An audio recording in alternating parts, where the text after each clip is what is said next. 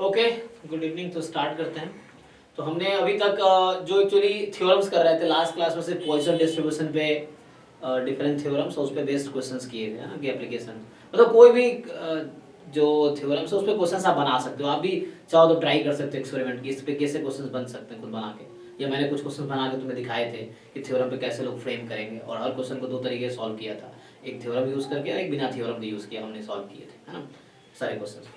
उसी को कंटिन्यू करता हूँ। तो अभी क्या करेंगे हम लोग आगे, कौन कौन सा डिस्ट्रीब्यूशन है सिलेबस में देखना पड़ेगा, क्या क्या था आगे तो उसका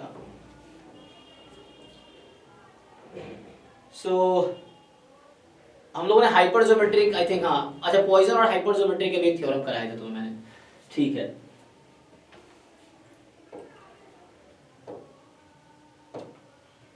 चलो स्टार्ट करता हूँ। अच्छा, हाइपर ज्योमेट्रिक में क्या है, तुम अगर x क्या लिखते हो, हाइपर ज्योमेट्रिक लिखा था मैंने तो बताया था ना क्या होगा। हाँ, जैसे x मान लो है कि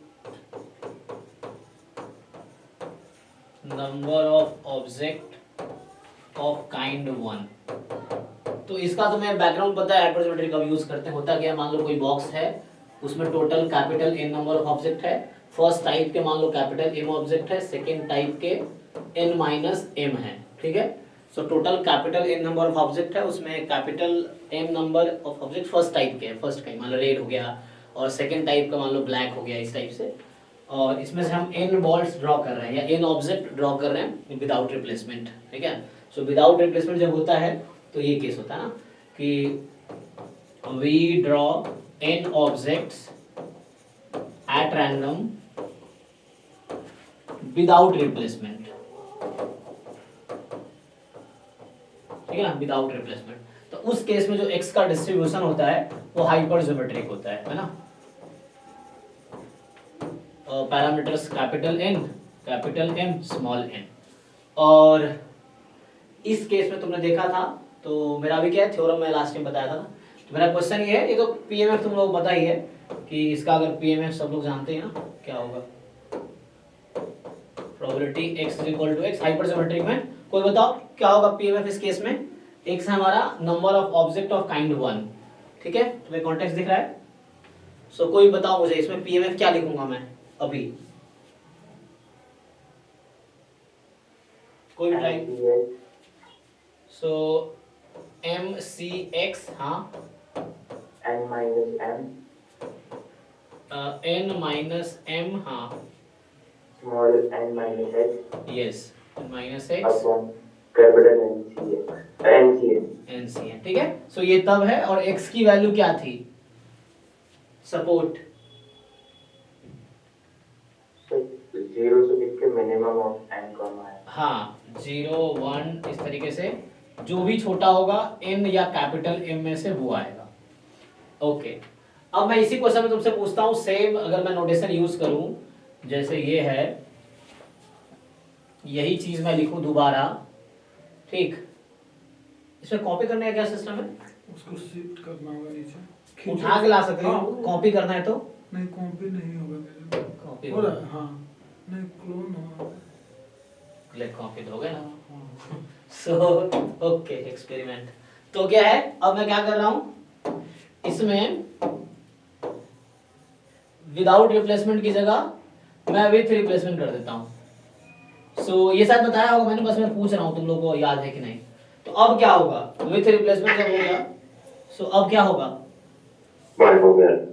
हाँ ठीक है ना, तो आप लोगों को आइडिया है, फाइन। सो x जो होगा बाइनोमियल हो जाएगा with parameter,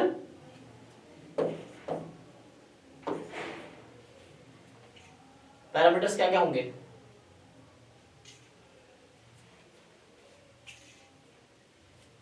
n comma capital n upon capital. हाँ, जैसे नंबर ऑफ ट्रायल क्या है, तो हम n ऑब्जेक्ट ड्रॉ कर रहे हैं ना, तो number of trial small n हो गया। So we are drawing n object, और p क्या है, तो p क्या ले रहे हो तुम, सक्सेस क्या है तुम्हारा, ऑब्जेक्ट ऑफ काइंड 1, तो नंबर ऑफ सक्सेस, सक्सेस क्या काइंड 1 है, कितने ऑब्जेक्ट है m, कितने में से, कैपिटल N में से।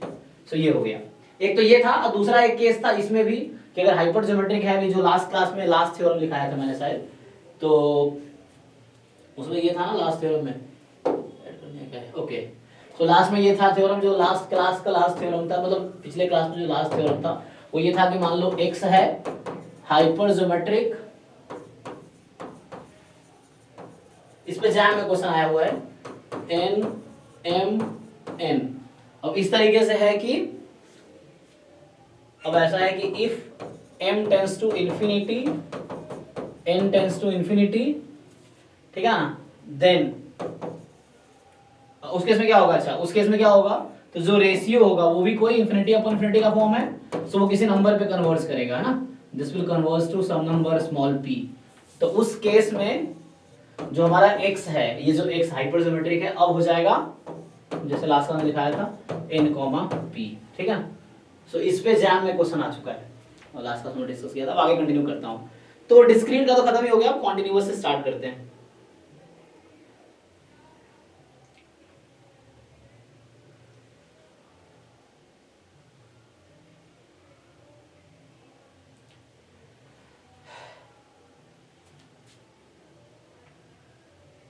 ऐसे एक और थ्योरम है, अगर तुम लिखना चाहो तो, कि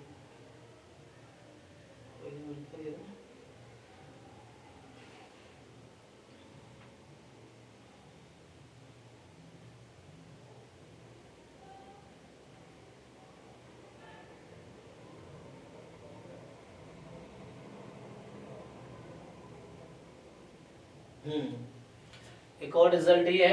अगर वो ये सब तुम्हें थोड़ा याद रखो, कुछ प्रैक्टिस, अब क्वेश्चंस बनाए जा सकते हैं इस पे। जैसे एग्जाम में क्या पूछा था, उन्होंने एक दे दिया था, अब तुमसे मीन वेरिएंस पूछा था इसका, जब ये केस था, तो what is mean variance of this, तो इजीली तुम्हें अगर स्टेटमेंट याद तो इजीली सॉल्व कर लोगे।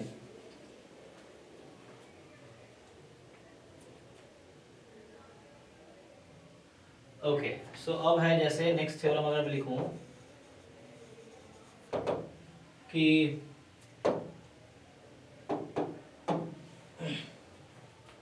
तो इसमें ये कि मान लो ये ऐसा है कि if x is binomial n p, ठीक है, और y है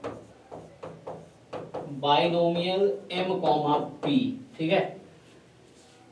अब क्या पूछा हूं तुमसे, एंड दे आर इंडिपेंडेंट, ये दोनों इंडिपेंडेंट है, ठीक। सो बाइनोमियल है दोनों और इंडिपेंडेंट है। So then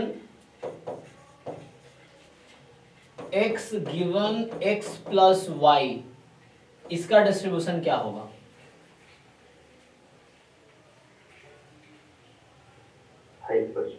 हाँ, ये हाइपरज्योमेट्रिक होगा। इसको प्रूफ करना पड़ेगा कि पैरामीटर्स क्या आएंगे।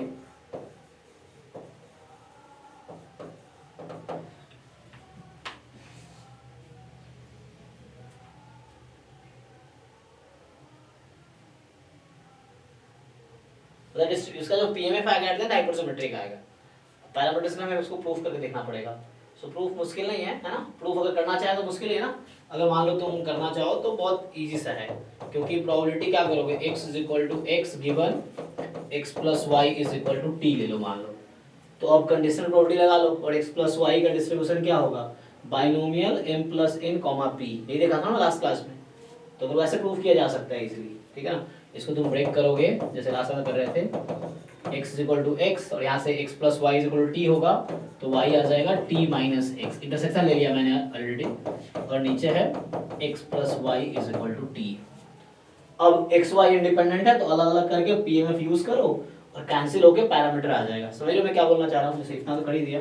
देखो आगे, अगर मान लो अगर थ्योरम तुम्हें याद नहीं है तो जैसे मैं अभी प्रूव कर रहा हूँ ना, वैसे इसका आंसर भी आ जाएगा। जिसको थ्योरम याद नहीं है तो उससे क्या करोगे, जैसे मैं अभी प्रूव कर रहा हूँ उस तरह तुम सॉल्व कर लोगे सिमिलर वे में, जैसे लास्ट क्लास में करके दिखाया था तुम्हें कि बिना थ्योरम याद हुए कैसे सॉल्व होगा, थ्योरम याद है तो कैसे होगा, है ना। तो याद है तो इजीली हो जाएगा, कोई सॉल्व नहीं करना पड़ेगा। नहीं याद है तो जो मैं प्रूव कर रहा हूँ उस तरीके से सॉल्व करना पड़ेगा, है ना। तो यहाँ पे आप लिख दिया हमें probability x is equal to x, y is equal to t minus x upon probability x plus y is t. तो इसका पीएमएफ डायरेक्टली लिख सकते हैं हम, चलो यहीं पर डायरेक्टली लिख देता हूँ सब काम। सो बताओ x is equal to x का x क्या लिखा था मैंने, बाइनोमियल n p, ये लिखा था ना। देखो x का बाइनोमियल np है, y बाइनोमियल mp है, तो डिस्ट्रीब्यूशंस क्या होगा समझो, सो n चूज x, p की पावर x, q की पावर n माइनस x, यहाँ होगा m चूज y, राइट। सो y की वैल्यू क्या है, t minus T x, minus, हाँ हाँ सर टी माइनस, ठीक है ना, t माइनस एक्स, y जो t माइनस एक्स है, और यहाँ हो जाएगा y का डिस्ट्रीब्यूशन क्या है, सो t माइनस एक्स, क्यू की पावर घटा दो इसको, सो m minus T plus x हो जाएगा, चेक करो, ठीक है। बाइनोमियल m कॉमा p था ना, तो m कॉमा p था तो y बराबर दिस, तो m चूज y, p की पावर y, q की पावर m माइनस y रख दिया मैंने जो था। अब डिनोमिनेटर में इसका प्रूफ करो, x प्लस वाई का डिस्ट्रीब्यूशन कितना है, x प्लस वाई क्या होगा, एम प्लस एन, हाँ m plus n comma p, तो m plus n choose t, p की पावर t, q की power m plus n minus t. अब करो इसका कैलकुलेशन, ठीक है, तो p वाला एक साथ कर लो, q वाला एक साथ कर लो, तो मुझे लगता है सारे कैंसिल हो जाएंगे, चेक, p की पावर x और p की पावर t माइनस x, कितना हो गया पावर, पी की पावर टी, तो ये और ये हो गया कैंसिल, q की power n minus x, q की power m minus T plus x, add करो दोनों को, क्यू की पावर जीरो, ठीक है ना, तो ये कैंसिल होके इसको खत्म, तो बचा क्या फाइनली सिर्फ मेरे पास बचा है ये n चूज x। ये प्रूफ मैं क्यों किया हूं, क्योंकि भीगे रोहतगी में पैरामीटर्स नहीं दिया है, तो पैरामीटर्स देखने के लिए, so m plus n choose t, और प्रूफ भी नहीं किया वहां पे। तो अगर थ्योरम जिसको याद नहीं है तो कोई क्वेश्चन होगा, जैसे लास्ट में क्वेश्चन लिख रहा था, यहाँ भी लिख सकता हूं मैं, तो ऐसे ही प्रूफ करोगे तुम, ठीक है। तो अब बताओ मुझे यहाँ से जो x given x plus y is equal to t है, उसका पैरामीटर क्या होगा बताओ, तुम लोग देख के बताओ, हाइपरजोमेट्रिक का जो पैरामीटर उसके हिसाब से। सो हाइपरजोमेट्रिक क्या पैरामीटर लिखूं मैं,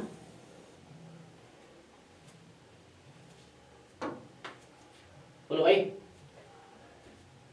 एम प्लस एन टी, एक तो m प्लस एन है, या तो मैं m प्लस एन लिखूं या t लिख दूं। अगर सीधा ऐसे लिखोगे तो t अगर हटाना चाहो तो तुम सीधा ऐसे लिख दो कि यहाँ x प्लस वाई होगा, समझ रहे हो ना। सो या तो m प्लस एन या इक्वल टू t है, तो चलो रहने दो, इक्वल टू t है तो क्या होगा, m plus n, capital n की जगह क्या है, कैपिटल n की जगह क्या है यहाँ पे m प्लस एन, और स्मॉल n की जगह क्या है t, बीच में क्या है, जो जो कैपिटल M होता है उसकी जगह क्या है मेरे पास, स्मॉल m, तो ये हो गया पैरामीटर। ठीक, मैंने प्रूफ किया जस्ट टू सी पैरामीटर।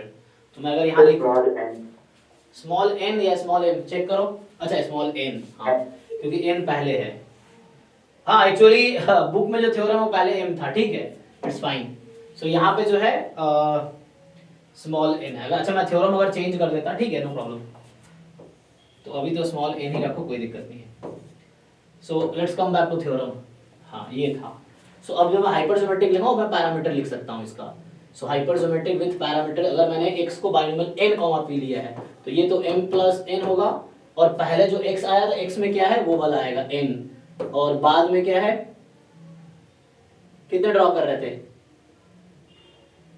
बोले यहाँ पे क्या लिखूं, t, तो ये पैरामीटर है, ठीक है, ये प्रूफ करना पड़ा मुझे उसके लिए, पैरामीटर्स देखने के लिए। So total number of object जो होगा m प्लस n होगा, उसमें से you are drawing t number of objects, तो x प्लस वाई जो है, and then the object of जो फर्स्ट काइंड है वो n होगा। सो ये है। अब क्वेश्चंस कैसे आएंगे, वो थ्योरम नहीं आया तो भी होगा, मैं किया ना भी प्रूफ, तो इस तरीके से सॉल्व होगा। मैं इसमें क्वेश्चन लिख दूं तुमसे कि अगर मैं पूछ दूं तो क्या तुम सॉल्व नहीं कर पाओगे, चलो एक क्वेश्चन लिखता हूं मैं, तुम ट्राई करके देखो। अगर मैं तुमसे क्वेश्चन पूछूं कि if x is binomial 4,1/2 and y is binomial 3,1/2, ठीक है, अब तुमसे पूछे they are independent, then पहला क्वेश्चन तो ये 2-3 पार्ट कर देता हूँ। Probability x is equal to 2 given x plus y is equal to 4 is what? Second part, what is expectation of x given x plus y is equal to 4? बताओ, try करो।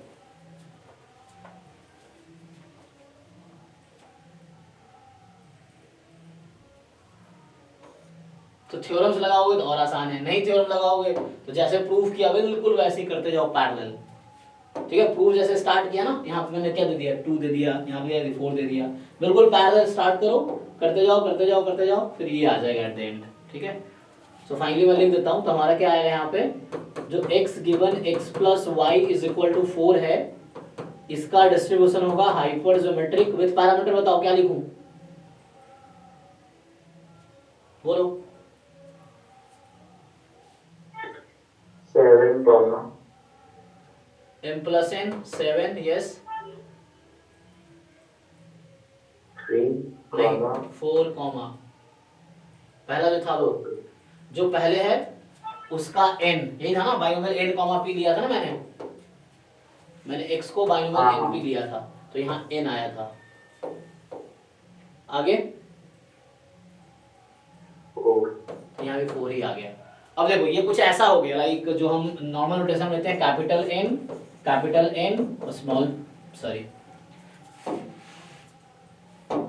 n, यही लेते हैं ना notation हम normal, जो hypergeometric define कर रहे थे।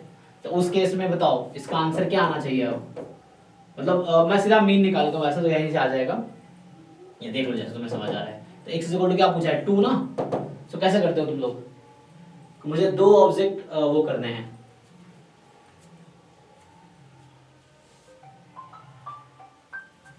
तो 4C2 ये त्रिसा गेट वाले बच्चे है, पूछ ले बार क्या है, वो रोहित की जो क्लासमेट उन्होंने सर क्लास ले। हेलो, हाँ बोलो। 4C2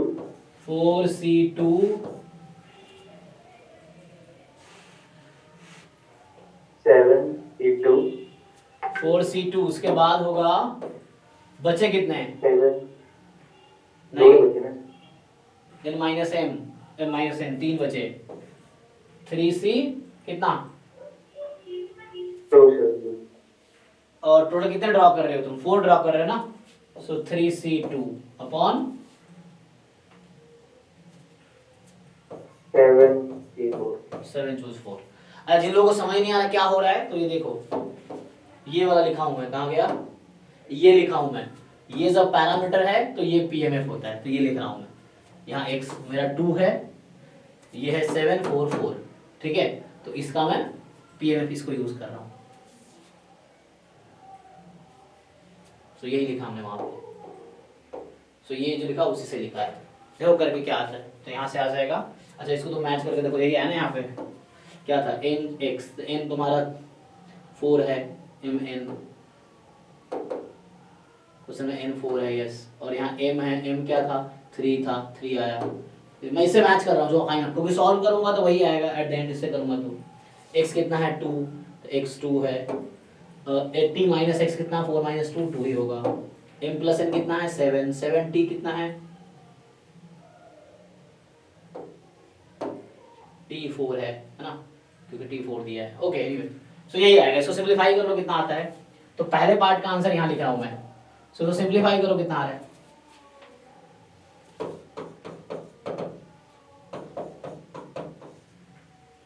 किसी को डाउट है तो पूछो ताकि मैं और एक्सप्लेन कर सकूं, ठीक है ना, अगर कुछ प्रॉब्लम है तो पूछो ताकि मैं तुम्हें ये मुझे पता चले तुम्हें कहाँ प्रॉब्लम है, तो वो पार्ट में एक्सप्लेन करूंगा, क्योंकि मैं थ्योरम से सॉल्व कर रहा हूँ, क्योंकि प्रूफ करूंगा तो वैसे ही होगा जैसे मैंने प्रूफ किया, अगर सॉल्व करेंगे, जैसे थ्योरम नहीं पता तो डायरेक्टली सॉल्व करो, no problem. Okay, so final 4C2 कितना होता है, 6, 3C2 3, 7C4 7C3, 7 6 5 अपॉन 6, तो ये कैंसिल हो जाएगा, तो आ गया 18/35। चेक करो कैलकुलेशन सही किया मैंने, पहला पार्ट। दूसरा पार्ट का जो एक्सपेक्टेशन होता है हाइपरजोमेट्रिक में, वो क्या होता है, कोई बताओ formula. Small n capital m upon capital n, यहाँ चेक कर लो, कैपिटल एन में स्मॉल एन, ठीक है ना, तो कितना हो गया 4 × 4, ठीक है, small n capital m same है, और अपॉन 7, तो 16/7। किसी को डाउट है तो बताओ,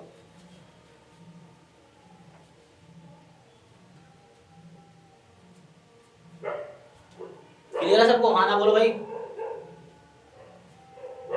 सर अगर इसको विदाउट थ्योरम करना हो तो कैसे करोगे? हाँ, बिना थ्योरम करना है तो ये है ना, ये तो रहा। यहाँ से स्टार्ट करो, इसको 2 रखो, उसको 4 रखो। जैसे जैसे मैंने किया है तुम करते जाओ, नोट में करो।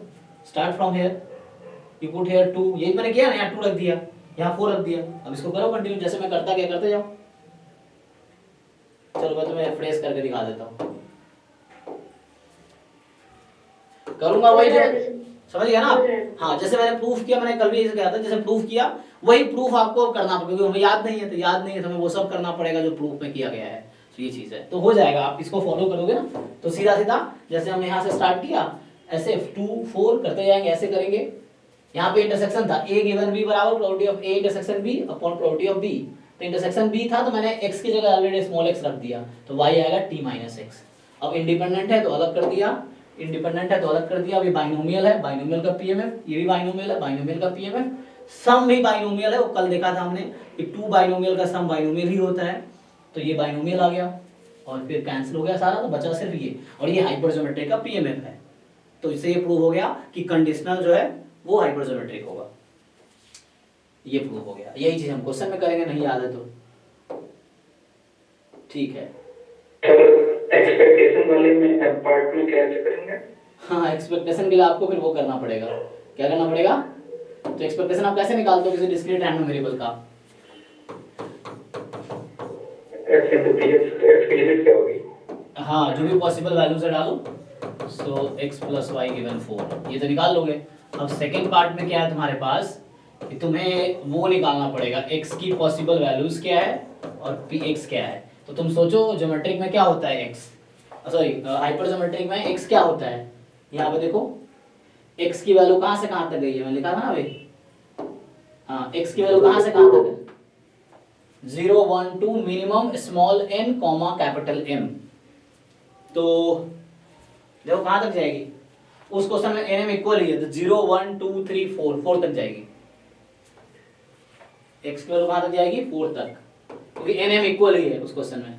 तो क्वेश्चन मैंने लिखा है यहाँ पे nm इक्वल ही है, तो यहाँ x की वैल्यू जो होगी सपोर्ट क्या होगी, 0 1 2 3 4। अब क्या करना पड़ेगा आपको, हाँ आपको अगर अलग से करोगे तो 0 पे प्रोबेबिलिटी निकालनी पड़ेगी, 1 पे 2 पे 3 पे 4 पे, फाइन। सो इन सब पे फिर x i p i कर लेंगे। तो x के लिए निकाल लो जनरल, फिर बाद में पुट कर दो। यहाँ तुम तत्काल x ही रख लो और फिर कर लो, बाद में x डिफरेंट रख देना। तो थोड़ा टाइम टेकिंग होगा, थ्योरम से आते हैं थोड़ा टाइम टेकिंग होगा। यस सर, जब एक्सपेक्टेशन ऐसे कंडीशनल में दी रखी हो तो मतलब उसमें सिर्फ वहां पर पीएमएफ पर ही फर्क पड़ता है, बाकी कोई। अरे यहाँ पे ये लिखना पड़ेगा, वो तो मैं लिखा नहीं। तुम्हारा रैंडम वेरिएबल क्या है, एक नया रैंडम वेरिएबल है ये, x given x plus y is equal to 4, ये एक नया रैंडम वेरिएबल है, ठीक है ना। तो सर ये मतलब क्या बताना चाह रहा है, x given x plus y equal to 4? हाँ, ये कोई नया मान लो y है सपोज, नहीं y तो ले लिया हमने, मान लो कोई सपोज u है, तो u बराबर x given x plus y equal to 4 ये है। अब u बराबर 1 का मतलब होगा, u बराबर 1 लिखोगे, इसका मीनिंग हो गया x बराबर 1 given x plus y is equal to 4, एक नया रैंडम वेरिएबल है। तो सर हम जब एक्सपेक्टेशन लेंगे तो हमें से u मानकर yes u dot p of u equal to x, ऐसा? हाँ यस यस, तो ये u है, so this is u and you have to do u p u, ऐसा समझो। यस, अब u बराबर 0 निकालोगे तो ऐसे निकालना पड़ेगा, जैसे ये हो गया तुम्हारा u। अब u बराबर 1 का मतलब ये, ऐसे ही 2, तो डिफरेंट u के लिए फिर तुम्हें पता है ये मीन जो होगा summation u into probability capital U is equal to जो भी स्मॉल u है। तो इस तरीके से u की जो भी वैल्यू है 0 से 4 तक, ऐसा।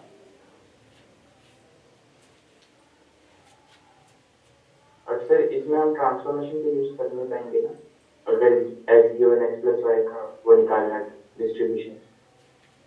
हाँ, तो निकाला है ना यहाँ पे, देख ये जो निकाला हाँ है। वही तो सर, मतलब यहाँ पर डेफिनेशन से जाना होगा ना कंडीशन। हाँ, तुम हर पॉइंट पे निकालो, जैसे 0 पे, फिर 1 पे, फिर 2 पे, फिर 3 पे। u बराबर 0 का मतलब x बराबर 0 गिवन दिस, x बराबर 1 गिवन दिस, 1 पे 2 पे 3 पे, ऐसे जाना पड़ेगा। यस,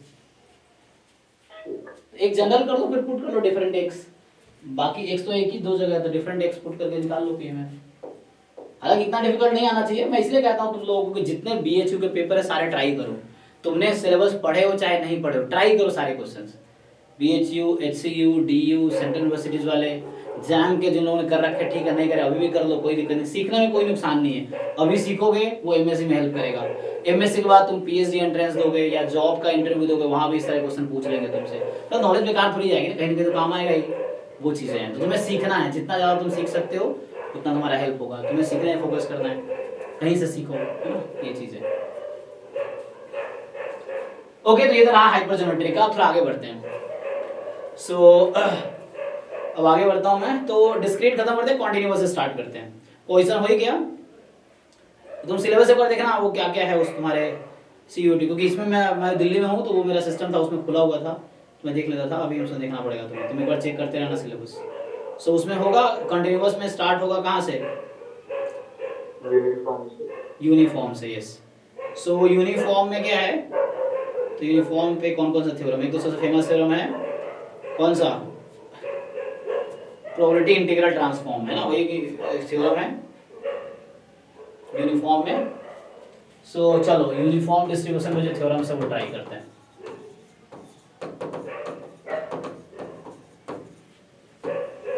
सो जैसे पहला थ्योरम है, इस फॉर्मूले का नाम है प्रोबेबिलिटी इंटीग्रल ट्रांसफॉर्म।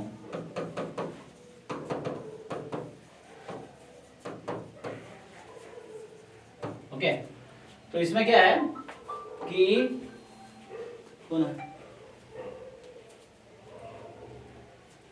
नाम आ रहा होगा, प्रोजेक्ट JRIIT जूनियर हो मेरा, छोड़ दे। सो यहाँ पे क्या है, मान लो ऐसा है, let x be any continuous random variable. अच्छा, मुझे ऐसा करना चाहिए ना, हर थ्योरम पे एक क्वेश्चन करके दिखाना चाहिए, इजी रहेगा, ताकि तुम्हें समझ आए कैसे अप्लाई करना है। तो मैं कोशिश करता हूँ हर थ्योरम पे एक क्वेश्चन लिखूं कि कैसे वो फ्रेम करेंगे। वो लोग भी ऐसे ही क्वेश्चन बनाते हैं, बताया ना, वैसे ही बनाते हैं, तो थ्योरम यूज करने हैं। अब ये सब तुम एक्सपर्ट कब बनोगे यूज करने में, जब जितने ज्यादा हो सके क्वेश्चन सॉल्व करोगे, क्योंकि बुक की एक लिमिटेशन है, वो बहुत डिफिकल्ट क्वेश्चन बुक में तुम्हें नहीं मिलेगा। क्वेश्चन वो इंट्रोडक्टरी लेवल पे देते हैं ताकि तुम टॉपिक समझ सको। एंट्रेंस में डिफरेंट क्वेश्चंस आते हैं, तुम गेट का पेपर उठा के देखो, जैम का पेपर उठा के देखो, सेंट्रल पेपर के लिए थोड़ा अलग होता है। जो बुक के क्वेश्चन रियलिटी में मिलेंगे कुछ, बट सारे क्वेश्चन नहीं मिलेंगे, क्योंकि वो फ्रेम किए जाते हैं, बनाए जाते हैं उस टाइम पे, एग्जाम के जस्ट पहले बनाए जाते हैं क्वेश्चन, तो उसके लिए तुम्हें सीखना पड़ेगा। So X be any continuous random variable, any continuous random variable, ठीक है। अब यहाँ पे ट्रांसफॉर्मेशन है, तो मान लो y तुम्हारा है, इफ y जो है fx ऑफ x, मतलब क्या है कि जो CDF है ना, CDF जो तुम्हारा होता है, उस CDF क्वांटिटी जो भी आएगी सपोर्ट पे तुम्हारा, उस CDF को एक नया रैंडम वेरिएबल मान लिया y क्या है, एक नया रैंडम वेरिएबल है। तो आपसे क्या पूछ रहा है ये, देन पूछ रहा है y का डिस्ट्रीब्यूशन क्या होगा। तो आप लोगों को पता ही होगा, जिन लोगों को पता है बताओ क्या डिस्ट्रीब्यूशन आएगा y का। यस, यूनिफॉर्म 0 1, ठीक है। तो सिंपली जो y का डिस्ट्रीब्यूशन है, y is uniform random variable on interval 0 1, ठीक है। You can take close interval, no problem, ठीक है। सो मीनिंग सेम ही है ऐसे दोनों का, अगर ओपन इंटरवल भी लिखा है तो मीनिंग सेम ही है। सो इसका प्रूफ भी बहुत इजी, आप प्रूफ नहीं करते, इस पे क्वेश्चन करते हैं सॉल्व। तो सिंपल समझ आया कहना क्या चाह रहा है कि ये ट्रांसफॉर्मेशन का क्वेश्चन है। अब ट्रांसफॉर्मेशन के हमने दो तरीके बताए थे कंटीन्यूअस में, एक तो CDF अप्रोच, CDF से स्टार्ट करो y का, then you write till x and then differentiate करो, PDF आ जाएगा। दूसरा था फॉर्मूला था, तो फॉर्मूला का अप्लाई कर सकते थे जब वो फंक्शन मोनोटोनिक हो, ये जो दे रखा है राइट में, ये मोनोटोनिक फंक्शन होना चाहिए x का, तभी तुम फॉर्मूला लगा पाओगे। तो इस पे एक क्वेश्चन लिखता हूँ, देखो ट्राई करो। क्वेश्चन ये है,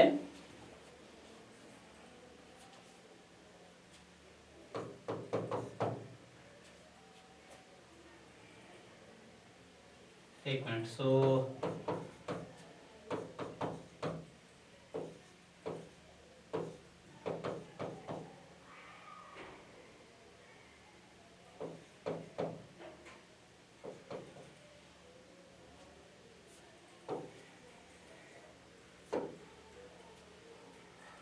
लेट, मान लो if PDF of x be 6x into 1 minus x, ठीक है, x between 0 and 1, 0 otherwise. अब क्या पूछा तुमसे, then find distribution of, then the distribution of y बराबर 1/4 टाइम्स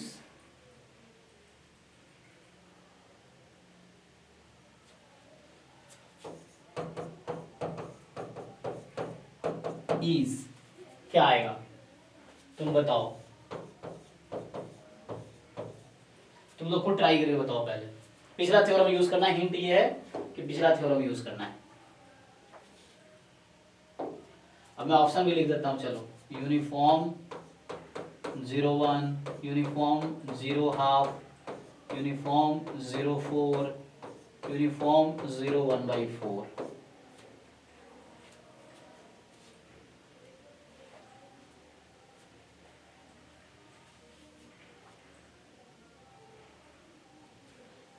बोलो क्या आएगा।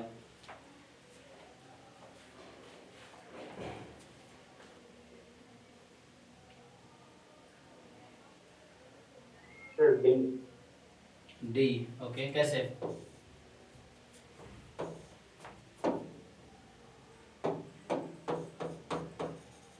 सर PDF डिवाइड बाय 4 है। उसका PDF इसका मल्टीप्लाई क्यों करेगा? जी जी, अगर आप सीडीएफ निकालोगे तो सीडीएफ क्या होता है, 0 से x में इंटीग्रेट करना होता है। सीडीएफ क्या होता है कि जो पीडीएफ है उसको इंटीग्रेट करो 0 से x में, तो पीडीएफ है 6x, तो यहाँ t लिखा हूं क्योंकि 0 से x में इंटीग्रेट करना, तो x वेरिएबल रिपीट नहीं होगा, इसलिए t का टर्म लिखा हूं उसको। सो इसको इंटीग्रेट करो, इसको जब इंटीग्रेट करोगे सो fx यू विल हैव, कितना आता है, 3x² - 2x³ आएगा, चेक करो। और मुझे पता है कि ये जो रैंडम, इसको मैं y मान लूं तत्काल, या y1 मान लो तत्काल, या कुछ भी ले लो, कुछ नया नाम दे दो। तो जो इसका डिस्ट्रीब्यूशन, ये अगर ट्रांसफॉर्मेशन है, तो अगर ये y होता, मान लो ये वाला y होता, तो इसका डिस्ट्रीब्यूशन यूनिफॉर्म 0 1 आता, कैसे, बाय थ्योरम, ठीक है। अगर ये इसको y दिया होता मुझे, तो इसका डिस्ट्रीब्यूशन यूनिफॉर्म 0 आता थ्योरम से, लेकिन मैंने थोड़ा क्या चेंज कर दिया, मैंने 1/4 कर दिया। तो यूनिफॉर्म में क्या होता है, किसी नंबर से डिवाइड कर दो, मल्टीप्लाई कर दो, ऐड कर दो, उसके हिसाब से इंटरवल एडजस्ट कर लेता है। सो ये सिर्फ यूनिफॉर्म में होता है। सो मैंने ये दे दिया। सो इससे ये क्लियर हुआ कि इसकी वैल्यू 0 से 1 में है, ये जो क्वांटिटी है इसकी वैल्यू 0 से 1 के बीच आएगी। क्यों? क्योंकि सीडीएफ है, सीडीएफ का रेंज 0 से 1 में होता है। अब तो ये 4 से मैंने डिवाइड कर दिया, तो वो जो 0 से 1 के बीच था, 4 से डिवाइड करने के बाद क्या होगा, इसका रेंज कहां आ जाएगा, समझ ना। तुमने क्या किया, ये मान लो ये इस क्वांटिटी को, जैसे कोई क्वांटिटी 0 से 4 में है, t मान लो, जब तुम t को 4 से डिवाइड, सॉरी 0 से 1 में है, जब तुम 4 से डिवाइड करते हो तो क्या हो जाता है, t/4 की वैल्यू कहां जाती है, वही है, यही तो है। तो इसकी वैल्यू क्या हो जाएगी, ये हो जाएगी यूनिफॉर्म 0, 1/4 में। इसमें कोई डाउट है तो बताओ, ये कुछ समझ नहीं आया तो बताओ। तो इस तरह क्वेश्चन फ्रेम कर देगा एग्जाम में, तुम्हें आइडिया लगना चाहिए ओ इसका सीडीएफ क्या होगा, क्योंकि वैसे ट्रांसफॉर्म करोगे, ट्रांसफॉर्मेशन मेथड से बहुत डिफिकल्ट होगा।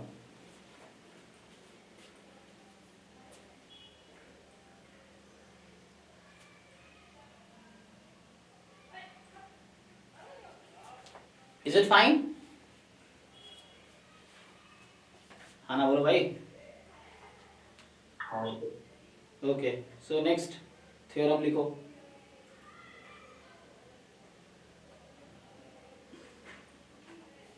एक तो वही है जो भी मैं यूज किया वही लिखा देता हूँ जस्ट फॉर उसके लिए, कि मान लो ऐसा है, इफ x कोई इंटरवल है यूनिफॉर्म ओवर ए बी, ठीक है ना, मान लो x ऐसा है यूनिफॉर्म ए बी इंटरवल पे है ना, जहाँ पर ऑब्वियसली a छोटा होगा b से, तो देन तुम अगर थोड़े ट्रांसफॉर्म कर लो, मान लो x/k कर दिया, so this will uniform over a/k, b/k। ये सिंपल, इसके पीछे लॉजिक ये है कि x की वैल्यू a से b में है, सो x/k simply a/k to b/k हो जाएगा सिंपली। यहाँ k कोई मैं पॉजिटिव नंबर ले रहा हूँ, या k टाइम x कर दो, ये पहला, दूसरा, मतलब जैसे उसको मैं थ्योरम बना दिया। सो k time a comma k time b हो जाएगा, जहाँ k मैं मोर देन 0 ले रहा हूँ। ठीक है, तो सेम लॉजिक है। कोई एडमिट कर देना, ठीक है। सो समझ पा रहे हो कहना क्या चाह रहा हूँ? डिवाइड करो अपने कांस्टेंट। तीसरा मान लो x प्लस k हो गया, तो कोई दिक्कत नहीं, ये भी यूनिफॉर्म रहेगा a plus k to b plus k में। जिसको डाउट हो पूछना, क्योंकि यहाँ शर्माओगे तो फिर तुम्हारा एग्जाम के बाद फिर और ज़्यादा शर्म आएगी। तो सीखोगे तो कुछ ना कुछ लाइफ में हो जाएगा। जिसके पास नॉलेज है वो कुछ ना कुछ कर लेगा, एग्जाम निकले कुछ ना कुछ लाइफ में हो जाएगा वो चीज़ है। सो यहाँ से x प्लस के सिंपल है, x केवल a टू b है, तो मैं k सब में ऐड कर देता हूँ। तो सिंपल तुम समझ रहे हो लॉजिक, वो इंटरवल बस चेंज हो रहा है। सो k प्लस b इस तरीके से है। अगर मैं चौथा लिख दूं तुम्हें x माइनस k, तो इसके हिसाब से यूनिफॉर्म ही रहेगा। क्या a माइनस के टू b माइनस के, ठीक है, इस तरीके से। इससे किसी को डाउट है? देखो इस पे एक क्वेश्चन लिख देता हूँ, जैम का आया हुआ क्वेश्चन है, तो उससे पहले जो नोट करे। हाँ, मॉड की भी कोई प्रॉपर्टी होती है ना? वही बात है, मॉड में भी सेम चीज हो रहा है कि जैसे अगर मैं अगर ये लिख दूं मान लो 5 माह की, चलो तुम्हारा भी कैसे लिखोते कहने का, यहाँ भी वही है ना। अब मॉड देख लो कहाँ से कहाँ बिलोंग कर रहा है, उसके हिसाब से मॉड में भी सेम ट्रांसफॉर्मेशन होगा। अब मॉड एक्स ये नहीं बोलूंगा मॉड ए से मॉड बी में होगा, वो तब होगा जब मैं समझ रहा हूँ, वो डिपेंड करता है कैसा। जैसे मान लो मैं वही लिखना चाह रहा हूँ जो क्वेश्चन है। सो जैसे मैं ये दो अलग थ्योरम बनाया था, तुम जो कहना चाह रहे हो, जैसे सिंपल है उसमें क्या है कि मान लो ऐसा है, if x is uniform over minus a two plus a, जहाँ a कोई पॉजिटिव नंबर है। अब तुमसे पूछूं मैं, बताओ मॉड x क्या होगा? What is distribution of mod x? Uniform 0 to a। हाँ बस, तो सेम ही चीज यहाँ भी हो रहा है जो वहाँ हुआ था, क्योंकि मॉड लगाया तो इसका रेंज 0 to a में हो गया, तो इसलिए यूनिफॉर्म 0 से a में हो गया। देखो एक क्वेश्चन लिखता हूँ, उससे पहले एक और थ्योरम लिखता हूँ, तुम्हें शायद आइडिया होगा। So if x is uniform 0 1, ठीक है, देन ये लिखाया होगा पहले भी शायद, ये पता नहीं, देन माइनस 2 log x। ये बहुत बार क्वेश्चन आया इस तरह का। क्या डिस्ट्रीब्यूशन होता है इसका? हाँ, एक्सपोनेंशियल विथ मीन 2 या chi स्क्वायर 2। यस, सो chi स्क्वायर 2 या बेटर है एक्सपोनेंशियल विथ मीन 2, है ना। So also you can write minus 2 log x, क्योंकि दोनों आइडेंटिकली डिस्ट्रीब्यूटेड है। एक्सपोनेंशियल विथ मीन 2, मैं मीन 2 स्पेशली लिख रहा हूँ क्योंकि इसका पीडीएफ होगा हाफ e की पावर माइनस x/2। ओके, इसका जनरलाइजेशन भी है। तो ये तो चलो पहला पार्ट तत्काल मैं बोल देता हूँ। इसका दूसरा पार्ट जो होगा कि जैसे माइनस log x है जस्ट, सो ये क्या होगा? एक्सपोनेंशियल विथ क्या? मीन 1। Exponential with mean 1। ये अगला अगर मैं लिखूं मैं इसको आगे कि माइनस लैम्बडा, लैम्बडा कुछ भी हो सकता है, माइनस लैम्बडा log x, ये क्या होगा? हाँ, एक्सपोनेंशियल विथ मीन, म्यू मतलब मीन, लैम्बडा, ठीक है। तो ये चीज है जहां लैम्बडा कोई भी पॉजिटिव, क्योंकि पैरामीटर पॉजिटिव होता है एक्सपोनेंशियल में, तो लैम्बडा को पॉजिटिव होना पड़ेगा। तो ये थ्योरम है, इसी का एक स्पेशल केस ये है। तो इस पे क्वेश्चंस फ्रीक्वेंटली आए हैं एग्जाम में, हालांकि तुम्हें याद नहीं है, फिर से मैं वही कहूंगा, तुम्हें थ्योरम याद नहीं भी है तो भी क्वेश्चन सॉल्व होंगे। क्या उसका तरीका है, फिर वो सब कुछ करना पड़ेगा जो प्रूफ में होता है, वो भी डिफिकल्ट नहीं होता है, जस्ट ट्रांसफॉर्मेशन है। मैं y के सीकेफ से स्टार्ट करूंगा, then will go to x, फिर आ जाएगा। सर जी, सर अगर -2 log समेशन x हो तो -2 log समेशन x, कोई दिक्कत नहीं है, तो उसके हिसाब से हो जाएगा। मैं देखो क्वेश्चन लिखता हूँ, उसके हिसाब से चेंज हो जाएगा, क्या प्रॉब्लम है? कोई दिक्कत नहीं है, हमें यूज यही करना है। तो समेशन x का डिस्ट्रीब्यूशन देखना है क्या है। समेशन x को तुम खोल लो, log a प्लस b क्या होता है? नहीं, समेशन ही प्रोडक्ट होगा, मतलब अंदर प्रोडक्ट होगा, बाहर समेशन हो सकता है। -2 समेशन log x होगा, ठीक है। हाँ, तो वो इसीलिए होगा chi square 2 chi square 2 chi square 2 add होता जाएगा n टाइम। तो chi स्क्वायर 2 का सम कितना हो जाएगा टोटल एट द एंड?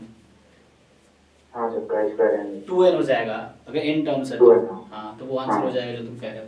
सो उसका आंसर 2n हो जाएगा। लिखो एक क्वेश्चन लिखो, ये जैम का क्वेश्चन आया हुआ है, 2015 का है। जो लोगों ने जैम की तैयारी की होगी उनको आइडिया भी होगा, प्रीवियस ईयर तो आपने किया ही होगा।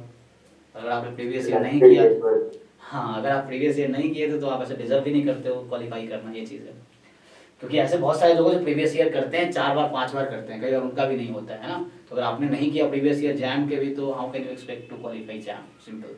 क्योंकि जिस मैदान में आप उतर रहे हो आपको ये अंदाजा ही नहीं उस मैदान का लेवल क्या है, या उसमें तुम्हारा जो दुश्मन है उसका क्या लेवल है। तो ये तो पता होना चाहिए ना हमें कि हम जिससे लड़ने जा रहे हैं उसका लेवल क्या है, क्या हमारी तैयारी उसके कंपैरिजन में ज़्यादा है या नहीं है।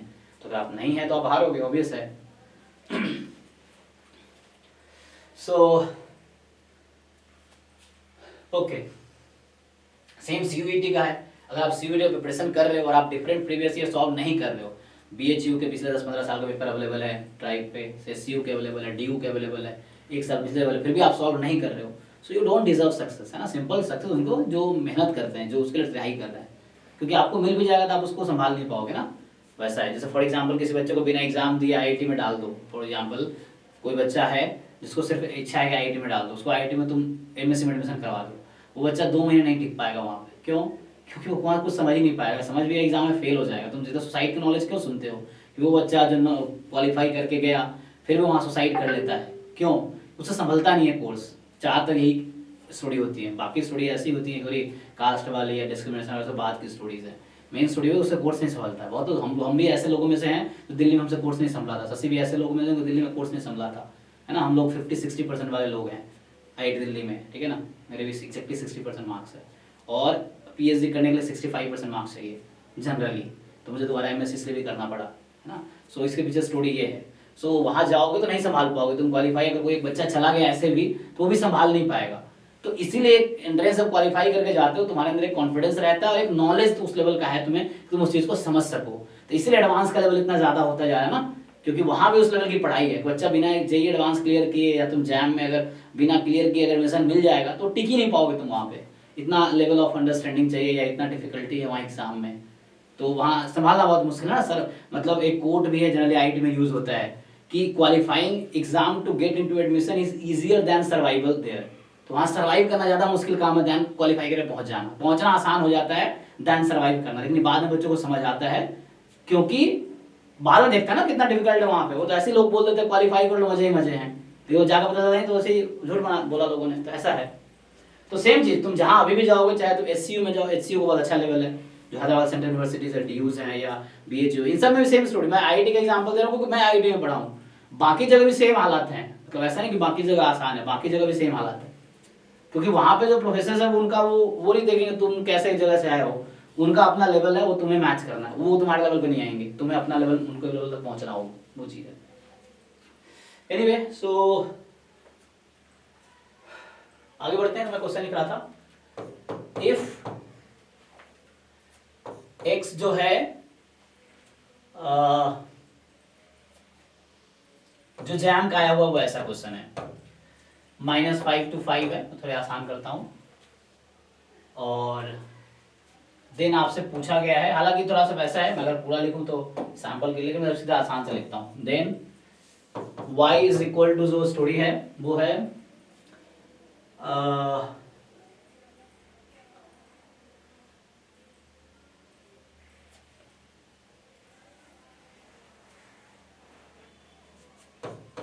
mod x अपॉन 5, ठीक है। सिंपल है ये। तुमसे अगर पूछा जाए कि इसका डिस्ट्रीब्यूशन क्या होगा, सो तुमसे ये पूछेगा अच्छा 5, सो इजीली के बजाय तुम ये लो,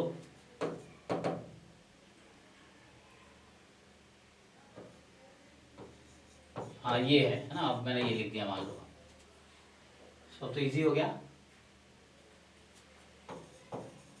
उसमें डिस्ट्रीब्यूशन पूछा तो मैं वेरिएंस पूछ लेता हूँ। इसका वेरिएंस क्या है, इसका वेरिएंस किसके इक्वल होगा, 4 ठीक है, समझ आ रहा सबको? 4 ही होगा सर।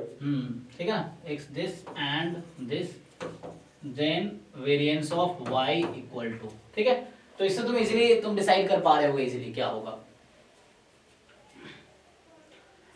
सो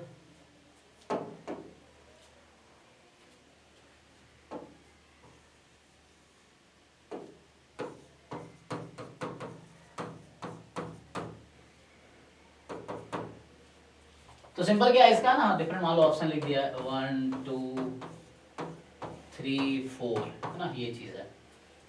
सो सॉल्यूशन क्या होगा,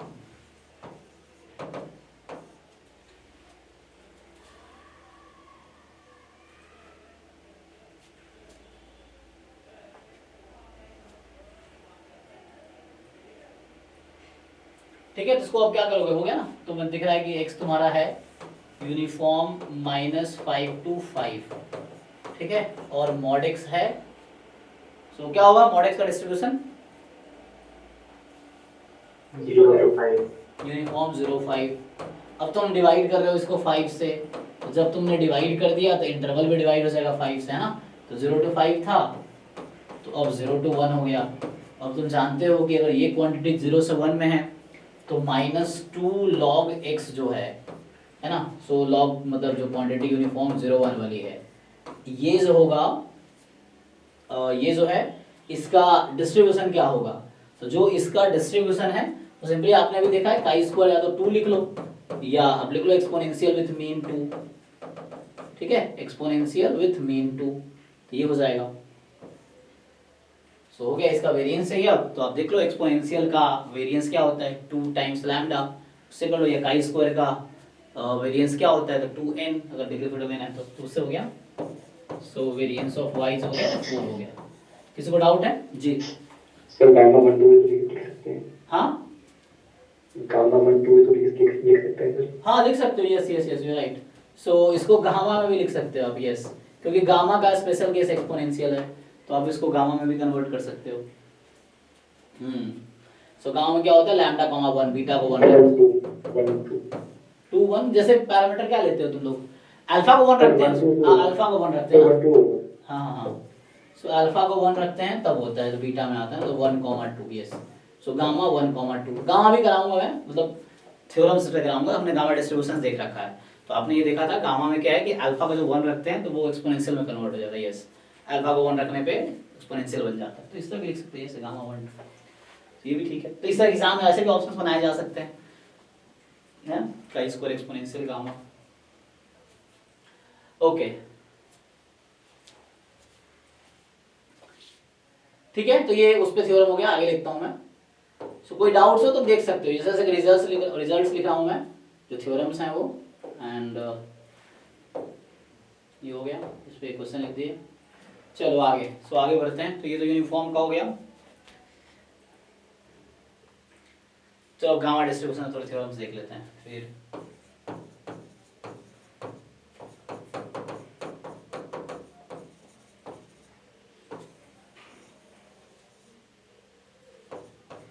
और प्लेसमेंट्स का क्या है, देखो जब मैं जानता हूँ कई लोगों को आईआईटी बॉम्बे से भी लोग उसी एक्सेंचर कंपनी में जाते हैं। एक्सेंचर एक एक्चुअली कोर कंपनी है जो स्टैटिस्टिक्स वालों को अक्सर ले जाती है। एक्सेंचर है, बीएचयू से भी वही कंपनी आती है जो बीएचयू से स्टैटिस्टिक्स वालों को ले जाती है, वही कंपनी डीयू में आती है। पैकेज ऑलमोस्ट सेम होता है। शायद डीयू में लास्ट टाइम 17 या 19 लाख रुपए था एक्सेंचर का, आईआईटी बॉम्बे में भी लगभग सेम ही था। सो वही कंपनी, बस उसको एक सुटेबल कैंडिडेट चाहिए, है ना। तो तुम अगर वहाँ जाके अच्छा परफॉर्म करते हो तो तुम बहुत अच्छे जा सकते हो। हम लोग जिस पोजीशन पे, हमारे जो क्लासमेट्स जो अच्छे थे हमसे, बहुत अच्छी जगह है। कुछ लोग है ना 20-30 लाख 40 लाख पैकेज पे काम कर रहे हैं अभी भी। ऐसे लोग हैं जो कुछ आईएएस भी बन गए हमारे साथ के, ऐसे भी लोग हैं। कुछ विदेश में मतलब आईएफएस हैं, मतलब हमारे क्लासमेट्स भी डिफरेंट जो हमसे बहुत अच्छे पढ़ने में थे। तो उस तरह से हम लोग एवरे बच्चे थे वहाँ पे। तो इस तरह का है। तो तुम अगर पढ़ने में अच्छा, वहाँ जाके अच्छा परफॉर्म करो तो बहुत आगे जा सकते हो, क्योंकि आईआईटी में बहुत ज़्यादा अपॉर्चुनिटी है आगे जाने की। आईआईटी नहीं, किसी यूनिवर्सिटी की बात कर रहा हूँ मैं, मुझे आईआईटी ज़्यादा ही कर मैं आईआईटी से पढ़ा हूँ, बताएं पर से बाकी जगह भी सेम सिचुएशंस हैं। बीएचयू से भी लोग अच्छे जगह गए हैं। मैं तुम्हें एग्जाम्पल पहले भी एक दिया था कि अभी आईआईटी बॉम्बे मैथमेटिक्स डिपार्टमेंट का जो एचओडी है, तुम चाहो तो गूगल कर लो, यू अनंतवर्धन सर शायद है उनका नाम है, हाँ। वो मैं बताया था एचसीयू हैदराबाद सेंट्रल यूनिवर्सिटी से उन्होंने बीएससी एमएससी पीएचडी तीनों वहीं से किया है उन्होंने। तो उनका प्रोफाइल चेक कर सकते हो आईआईटी बॉम्बे मैथ्स डिपार्टमेंट में जाके, है ना। तो ऐसे लोग भी हैं और मैथ्स डिपार्टमेंट एचओडी हैं अभी। तो इस तरह से सो आगे आते हैं।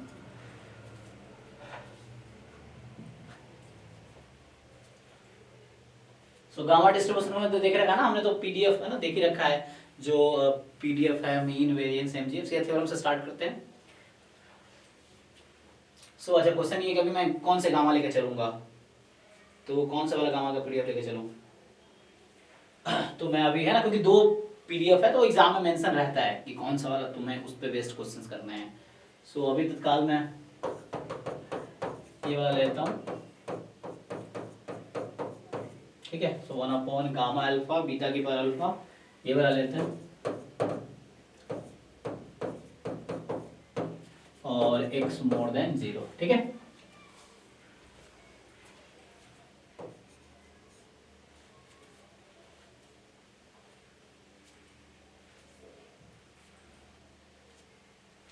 तो ये पीडीएफ लेके चलते हैं। सिंपली यहाँ से तुम एक चीज नोटिस कर सकते हो, जैसे मैंने बताया अभी कि आप अल्फा को 1 रखोगे तो आपको दिख रहा होगा डायरेक्टली कि ये पीडीएफ बन जाएगी 1 अपॉन बीटा ई की power minus x upon beta x more than 0।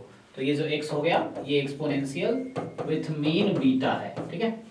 Exponential with mean beta हो गया, उसका मीन अल्फा बीटा होगा, ओके। मतलब ये जो गामा है इसका मीन क्या है, अल्फा इंटू बीटा, ठीक है, ओके। ये है। फिर आप ये भी जानते हो कि इसको आप काई स्क्वायर में भी लिख सकते हो, जैसे आप लोग जानते हो कि लाइक अगर मैं क्या करूंगा, अल्फा को क्या रखूंगा n/2 और बीटा को इस पीडीएफ में 2 है ना। कई बार तुम देखोगे लोग बीटा को 2 रख रखा होगा, क्योंकि वो बीटा ऊपर जो रहता है तो वो 1/2 रखते हैं।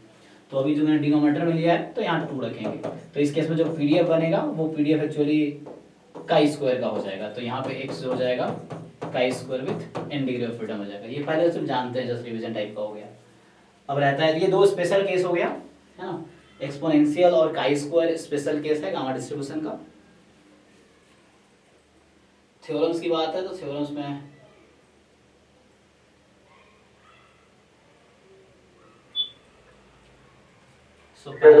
जी सो थ्योरम है हमारे पास कि मान लो ऐसा है, late x1, x2 up to xn they are IID gamma alpha beta, then summation of xi I from 1 to n, ठीक है। सो क्या होगा बताओ तुम लोग जिसको आइडिया है। n lambda n k alpha beta, मतलब मैंने n लिया है तो ये हो जाएगा n अल्फा बीटा। हाँ हाँ हाँ तुम ठीक कर रहे हो, gamma n alpha comma beta. तो देखो सेकेंड पैरामीटर कॉमन है, अल्फा जो फर्स्ट पैरामीटर वो ऐड होता जाता है n टाइम। अगर इसी को मैं वैसे करके लिखता, मतलब थोड़ा इसको जनरलाइज करके, ये स्पेशल केस हो गया था, तो जनरलाइज मैं इधर लिखूं अगर, सो कि लेट x1, तो यहाँ पे IID नहीं होगा, अब होगा xi जो है वो gamma alpha i comma beta है। So for all i 1 2 3 dot dot dot up to n हो गया, ठीक है। तो मैंने इस तरह लिखा, तो अब जो होगा देन समेशन xi का डिस्ट्रीब्यूशन जो होगा, सो इसका जो डिस्ट्रीब्यूशन होगा वो क्या होगा, हाँ। तो ये आपका हो जाएगा गामा अल्फाज ऐड हो जाएंगे, सो गामा अल्फा आई का summation I from 1 to n comma beta. तो बीटा कॉमन है यहाँ पे, ठीक है, जो बीटा है वो कॉमन है। सो इसी थ्योरम का ये स्पेशल केस है, ये थोड़ा जनरलाइज केस हो गया कि यहाँ डिफरेंट अल्फा है और वहाँ अल्फा को इक्वल कर दिया हमने इसमें। तो ये चीज है। तो ये सम ऑफ रैंडम वेरिएबल गामा के केस में क्या होगा, तो सम ऑफ गामा ही होगा। ध्यान दे रखना बीटा कॉमन होना चाहिए मतलब यहाँ बीटा कॉमन रहता है ना। सो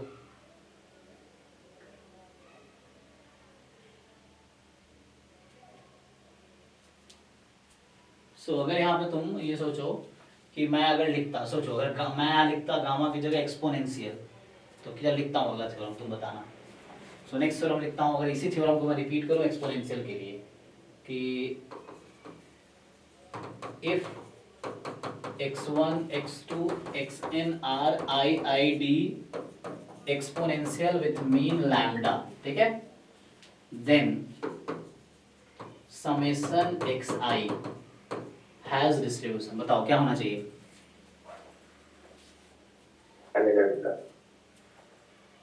चलो पहला ऑप्शन एक्सपोनेंशियल n लैम्डा, ऐसा कह रहे हो आप, n into लैम्डा। एक एन इंटू लैम्डा एक्सपोनेंशियल। आप ये बोल रहे हो क्या? गामा कन्वर्ट कर लेते हैं। हाँ गामा एन कॉमा लैम्डा। अच्छा ये बोल गामा रहा कन्वर्ट कर देते। यस यस यस, हाँ आप सही कह रहे हो, गामा एन कॉमा लैम्डा। तो सिंपली कैसे सोचना है, आपको एक्सपोनेंशियल को लिख लेना है गामा में। सो जब एक्सपोनेंशियल को आप गामा में लिख लोगे तो हो जाएगा कितना, क्या कहता था, अल्फा को 1 रखा था ना, सो 1 कॉमा लैम्डा, ठीक है ये हो जाएगा, क्योंकि आपने देखा लास्ट, देखो लास्ट स्लाइड में ये हो जाता है बीटा है यहाँ पे, ठीक है। तो जब अल्फा को 1 रख दिया मैंने तो वही गामा एक्सपोनेंशियल बन गया। तो exponential this is same as gamma 1 comma beta, ठीक है। सो ये जो एक्सपोनेंशियल विथ मीन बीटा है दिस इज सेम एज, ठीक है, उन दोनों का सेम डिस्ट्रीब्यूशन है, देन गामा 1 कॉमा बीटा। तो मैं इसको गामा में लिख लिया 1 लैम्डा एंड अब ये हो गया गामा इन लैम्डा, ठीक है ना। मतलब वही बोल रहा हूँ कि कई बार गलती से एक्सपोनेंशियल नहीं लिख देना है कि sum of exponential is exponential, exponential नहीं होता है। जैसे सम ऑफ बर्नौली, बर्नौली नहीं बाइनोमियल बन जाता है। सम ऑफ ज्योमेट्रिक, ज्योमेट्रिक नहीं नेगेटिव बाइनोमियल बन जाता है। सेम यहाँ पे सम ऑफ एक्सपोनेंशियल, एक्सपोनेंशियल नहीं गामा बन जाएगा। तो एक्सपोनेंशियल स्पेशल केस है गामा का, उसी तरीके से जैसे बर्नौली स्पेशल केस है बाइनोमियल का, ज्योमेट्रिक स्पेशल केस है हाइपर ज्योमेट्रिक, सॉरी हाँ ज्योमेट्रिक क्या सॉरी नेगेटिव बाइनोमियल का ना, ज्योमेट्रिक स्पेशल केस है नेगेटिव बाइनोमियल का, इस तरीके से। तो सर जी अगर पीडीएफ का सर सेकंड केस लेंगे तो ये सब में पैरामीटर जो सेकंड वाला है उसमें सर चेंज होगा ना। जैसे मतलब मैं कह रहा हूँ 1 by gamma alpha into beta two the power alpha लिए हैं इसमें पीडीएफ, हाँ beta two the power alpha अगर ऊपर लेंगे हाँ तो इसमें जैसे समेशन ऑफ अल्फा हो रहा है उसमें फर्स्ट पैरामीटर कांस्टेंट रहेगा और सेकंड पैरामीटर में चेंजिंग होगा ना। नहीं क्यों, क्योंकि बीटा में फर्क नहीं पड़ जैसे रहा, यहाँ बीटा में फर्क नहीं पड़ रहा है। जैसे सर समेशन xi यहाँ पे हो रहा है समेशन अल्फा कॉमा बीटा, तो वहां पे समेशन xi कॉमा तो होगा gamma alpha comma summation beta होगा ना। नहीं नहीं वो सेम ही रहेगा, बस जो आप ये गामा लिख रहे हो इसका पीडीएफ भी वही वाला होगा जहां से आप स्टार्ट कर रहे हो, क्योंकि बीटा से फर्क नहीं पड़ रहा ना इसको। एक्चुअली आप बीटा न्यूमरेटर में लिखो या डिनोमिनेटर में कोई फर्क नहीं पड़ रहा, जो बीटा यहाँ पे है, जो बीटा यहाँ पे है वही वाला बीटा यहाँ पे है, बस सिंपल मीनिंग है। आप कोई भी पीडीएफ लेके चलो कोई दिक्कत नहीं है, दोनों पीडीएफ केस में यही होगा, क्योंकि अल्फा बीटा इंटरचेंज नहीं हो रहा है, हमारा अल्फा बीटा इंटरचेंज नहीं हो रहा है, बस बीटा न्यूमरेटर में होगा डिनोमिनेटर होगा, कोई फर्क नहीं पड़ता। तो जो गामा मैं यहाँ लूंगा वही वाला गामा यहाँ है, ये जो हमारा जो वाला गामा यहाँ पे है वही गामा, बीटा कॉमन है दोनों में, मतलब दोनों का पीडीएफ सेम रूल से आएगा, ये दोनों का पीडीएफ सेम है, फर्क कोई नहीं पड़ रहा, बीटा से फर्क नहीं पड़ रहा ना, चाहे न्यूमरेटर में डिनोमिनेटर कोई फर्क नहीं पड़ रहा, चेक करो, सिर्फ अल्फा पे ही इफेक्ट पड़ रहा है। जैसे इसका मैं पीएफ लिखता हूं देखो, तो मैं दूसरा वाला भी लिख दूं तो भी कोई दिक्कत नहीं, मान लो गामा अल्फा, इसका लिखता हूं बीटा की पावर अल्फा, तो यहाँ हो गया e की power x minus 1 and x की power minus beta, sorry e की पावर माइनस बीटा x, ये हो गया। तो इसका पीडीएफ इस तरह से हो जाएगा कि बीटा की power alpha 1 upon gamma alpha, मतलब अगर मैं बेटर ये लिखना चाहिए तो इसका ना करके इसका मैं लिखता हूँ, इसका, so what I am saying, मैं इसका लिख देता हूँ, ठीक है। तो यहाँ हो जाएगा गामा एन अल्फा, इस वाले का पीडीएफ लिख देता हूँ, सो जो इसका है इसका पीडीएफ नीचे लिख दिया मैंने, बीटा का अल्फा ऊपर लिया मैंने, तो उसके से वैसे ही यहाँ हो जाएगा, कोई दिक्कत नहीं होगी। इसका होगा x की पावर n अल्फा माइनस 1 और e की पावर माइनस बीटा x, ये है। तो दूसरा वाला पीडीएफ लोगे तो दूसरा वाला पीडीएफ होगा, पहला लेंगे पहला, कोई दिक्कत नहीं आएगा, अल्फा पे कोई दिक्कत नहीं, चेंज अल्फा ही होगा हमेशा, मतलब समेशन अल्फा पे, बीटा कॉमन रहेगा। सर गुप्ता कपूर वाले बुक में ऐसे दिया है, जैसे उसमें पीडीएफ दिया है a to the power lambda upon gamma lambda e to the power minus kx x to the power lambda minus 1। एक मिनट लिखता हूं मैं, सो वो जो लिख रहा है वो पैरामीटर चेंज करके लिख रहा है, बताओ। हाँ 1 upon a to the power lambda upon 1 upon gamma lambda a to the power lambda upon 1, हाँ gamma lambda, yes, e to the power minus ax हाँ x to the power lambda minus 1, lambda minus 1, yes. अब इसमें अब अगर x xi independent हो तो summation xi क्या follow करेगा? एक मिनट रुक जाओ। सो अगर मैं देखो ये इन्होंने जो पैरामीटर लिया है, तो अगर हम अपने हिसाब से लिखेंगे तो मैं इसको लिखूंगा गामा। अब तुम उसको नोट करना, उसका नोटेशन और हमारा नोटेशन नोट करना। तो हमने जो नोटेशन लिया उसमें हमने क्या लिया है कि अल्फा की जगह क्या है आपका यहाँ पे जो हमारा पीएमएफ है लैम्डा।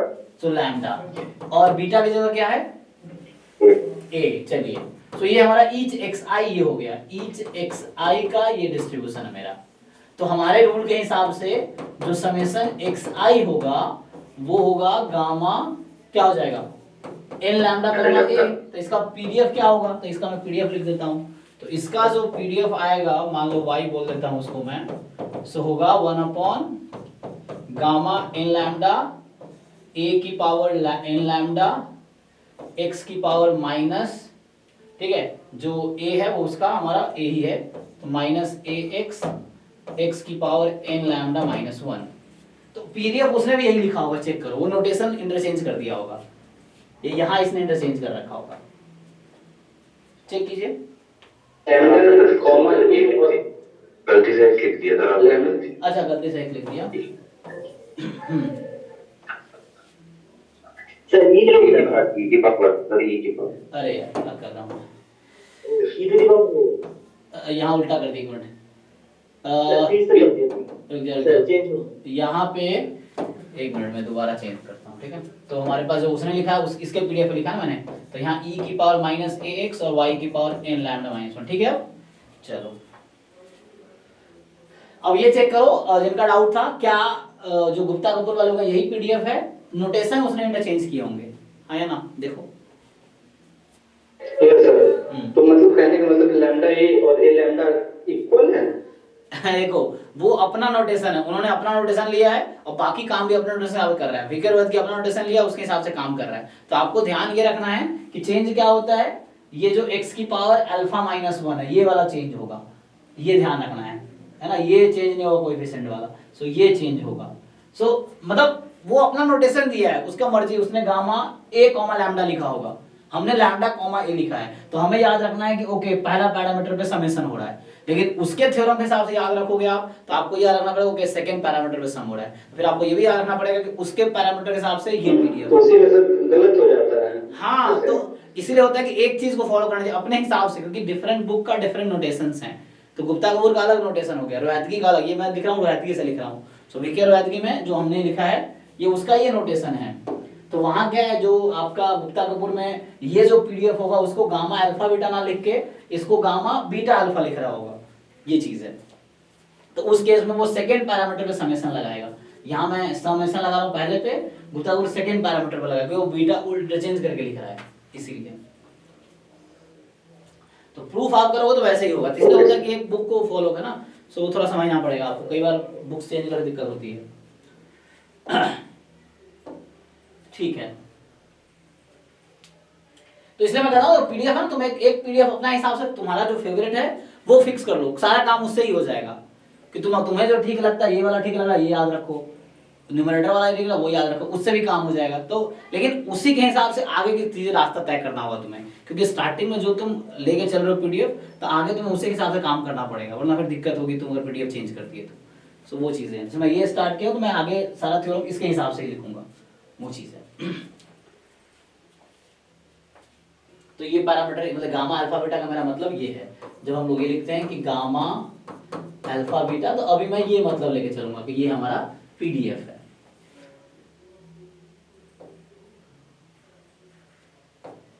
चलिए आगे थ्योरम लिखते हैं। हाँ मेरे क्वेश्चन था, एक तो बारनौली पर एक्स स्क्वायर की प्लस, हाँ एक्स फॉलोज बर्नौली, हां तो एक्स स्क्वायर ही बर्नौली वो कल में दिखाया था, एक्स की पावर 100 भी बर्नौली ही होगा, एक्स की पावर कुछ भी ले लेंगे तो बर्नौली ही रहेगा। क्यों? क्योंकि बर्नौली का माने x 1 स्क्वायर यस तो क्या 1 ही हो जाएगा, 2 स्क्वायर 0 बर्नौली में सपोर्ट क्या है, 0 या 1 है, तो 0 का स्क्वायर 0 ही रहता है, 1 का स्क्वायर 1 ही रहता है। तो पावर आप कुछ भी ले लो, x की पावर 100 भी बर्नौली ही रहेगा, अगर x बर्नौली है तो x की पावर कुछ भी लेंगे तो बर्नौली ही रहेगा, और सेम पैरामीटर्स।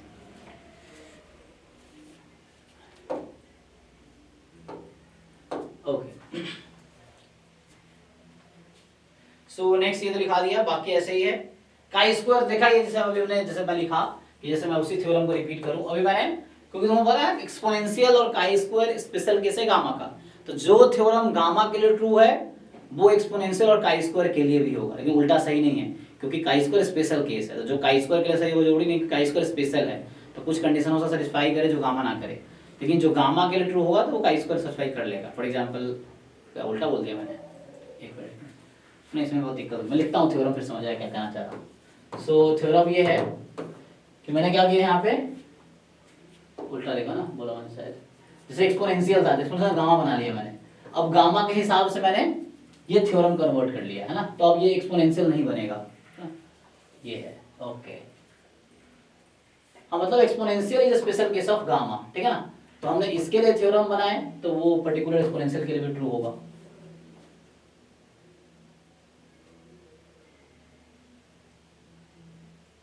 इन्हें इग्नोर करो, ये थ्योरम समझ आना क्या चाह रहा हूँ।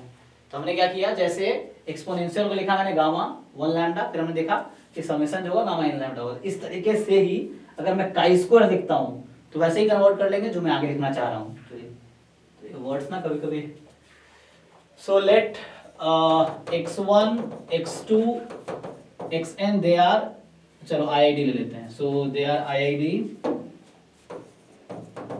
IID काई स्क्वायर n नहीं 1 ले लो चाहो तो, n लेना n ले लो, तो यहाँ n चेंज करना पड़ेगा मुझे फिर। सो ये तो काई स्क्वायर 1 कर देते हैं, या k कर दूं, k कर दो चलो, k डिग्री ऑफ फ्रीडम है, ओके, n रैंडम वेरिएबल्स हैं। So then summation xi i from 1 to n क्या होगा, गामा के n/2 उससे भी कर सकते हो काई स्क्वायर में। चलो अभी मैं तुम जैसे कह रहे हो उसके हिसाब से करता हूँ। सो इसको मैं गामा में लिखूंगा तो ये हो जाएगा n/2, 2 यही था, k/2, 2। हाँ तो अब जो हो जाएगा ये आप जो कह रहे हो उसके हिसाब से, सो हम गामा वाले प्रॉपर्टी लगा रहे हैं, ठीक है, कि अगर ये गामा में है तो गामा में क्या होता है, समेशन करने में पैरामीटर्स, फर्स्ट पैरामीटर ऐड होता है, nk, तो ये हो गया nk, राइट, nk/2, 2 हो गया, राइट। अब इसको काई स्क्वायर में लिख सकते हैं ना, 2 तो कॉमन ही रह गया, तो इसको मैं काई स्क्वायर में लिख सकता हूँ, क्या लिखूं देखो इसके हिसाब से,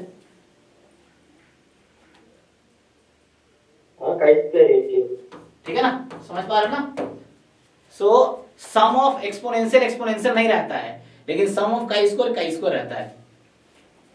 मतलब यहाँ पे आ गया, मतलब इन जनरल वही कह रहा था, इन जनरल ट्रू नहीं होगा ना, बट यहाँ पे ओके है कि काई स्क्वायर का सम काई स्क्वायर, एक्सपोनेंशियल का सम एक्सपोनेंशियल नहीं था, गामा बन गया तो वो एक्सपोनेंशियल नहीं रहा, बट यहाँ पे काई स्क्वायर में ही आ गया, गामा जो है ये काई स्क्वायर में ही, दोनों का सेम PDF रहेगा, आप चेक करो, तो ये 2 ही रहा, ये चेंज तो हुआ नहीं, तो इसीलिए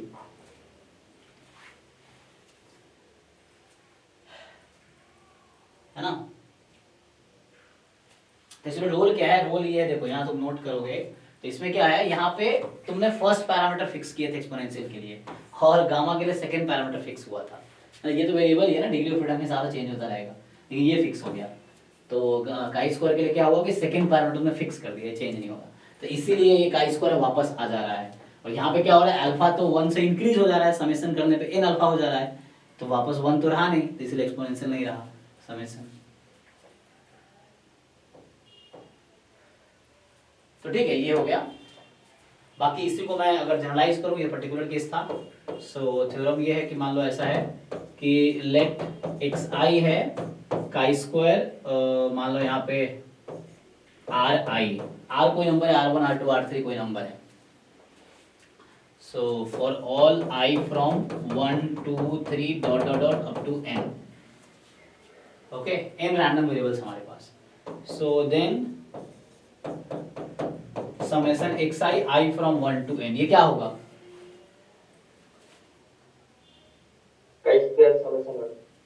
हाँ, सो ये रहेगा काई स्क्वायर समेशन ri। अब अलग अलग है तो n टाइम ऐड हो जाएगा, r1 plus r2 plus r3 up to n। अगर आप गामा से करते तो भी बात वही होता है। सो गामा में लिखते तो हम लिखते गामा ri/2, 2 जो हमारा PDF था उसके हिसाब से। तो ये भी कुछ और नहीं, ये है गामा, मतलब सम करोगे तो क्या होता है, समेशन हो जाएगा ना, ये क्या आता, summation R I by two I from 1 to n comma 2, और ये वही बात है, 2 बाहर कर लो तो मतलब इसको तुम ऐसे भी लिख सकते हो कि गामा समेशन आर आई अपॉन 2 कॉमा 2, सो वही बात है, इसीलिए ऐसा हो गया। चेक करो, सो गामा से वापस काई स्क्वायर में आ जा रहा है, ये चीज है। तो गामा के हिसाब से सम करेंगे तो ये होगा, बात वापस आ जाएगा, क्योंकि 2 है बीटा, तो जब भी गामा अल्फा बीटा में बीटा 2 होगा तो तुम उसको काई स्क्वायर में लिख सकते हो, अगर n/2 यहाँ पे है तो काई स्क्वायर n हो जाएगा। और जो क्वेश्चंस कैसे आएंगे, क्वेश्चन डायरेक्टली आ जाते हैं कई बार, देखो जैसे मैं लिखता हूँ एक क्वेश्चन इस पे, ठीक है, एक क्वेश्चन लिखता हूँ, तो इस पे सॉल्व करो। सो पहला है, if x and y are IID chi-square 1 random variable, then find, अब देखो chi square कॉन्टिन्यूअस हो गया था, find probability x1 plus x2 is equal to 3, ये क्या होगा बताओ। ये पहला क्वेश्चन। दूसरा क्वेश्चन, इफ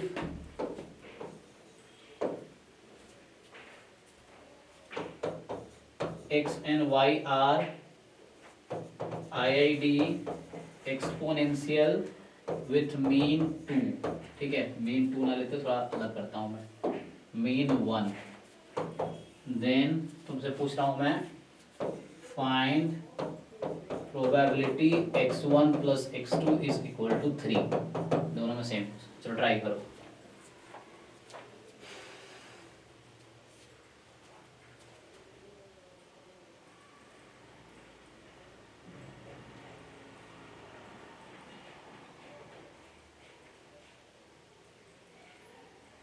जीरो का सर, सेकंड का तो जीरो है, पहला वाला दूसरा वाला जीरो, दोनों का जीरो होगा, ओके।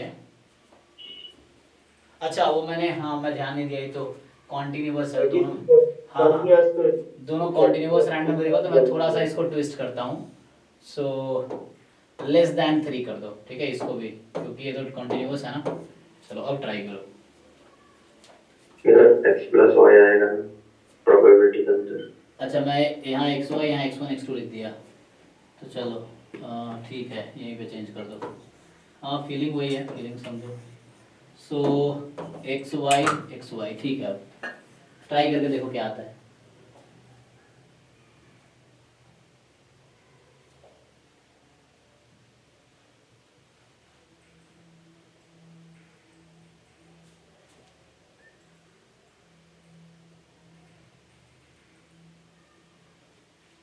और फिर से ये क्वेश्चन मैंने बनाए हैं ना, तो थोड़े से एम्बिग्यूटी हो सकता है कि मैंने खुद ही फ्रेम किया अभी, चेक करते हैं क्या आंसर आता है।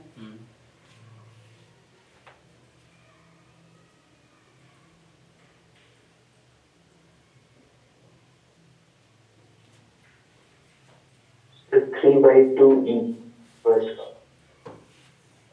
3/2e, नीचे सर, ई नीचे 2e, 2 के साथ e है, ओके।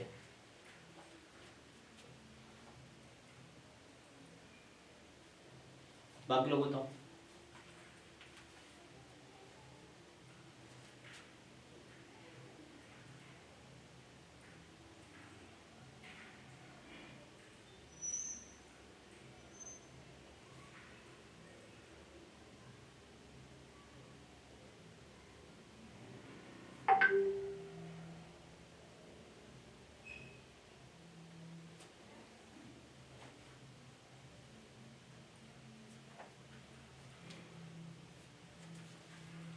चलो टाइम जाए, तुम लोग सॉल्व तो कर दोगे। तो अलग 1 minus e to the minus 3 so b option है 1 minus e to the power minus 3/2।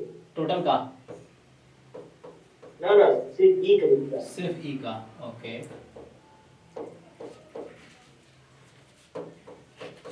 Okay.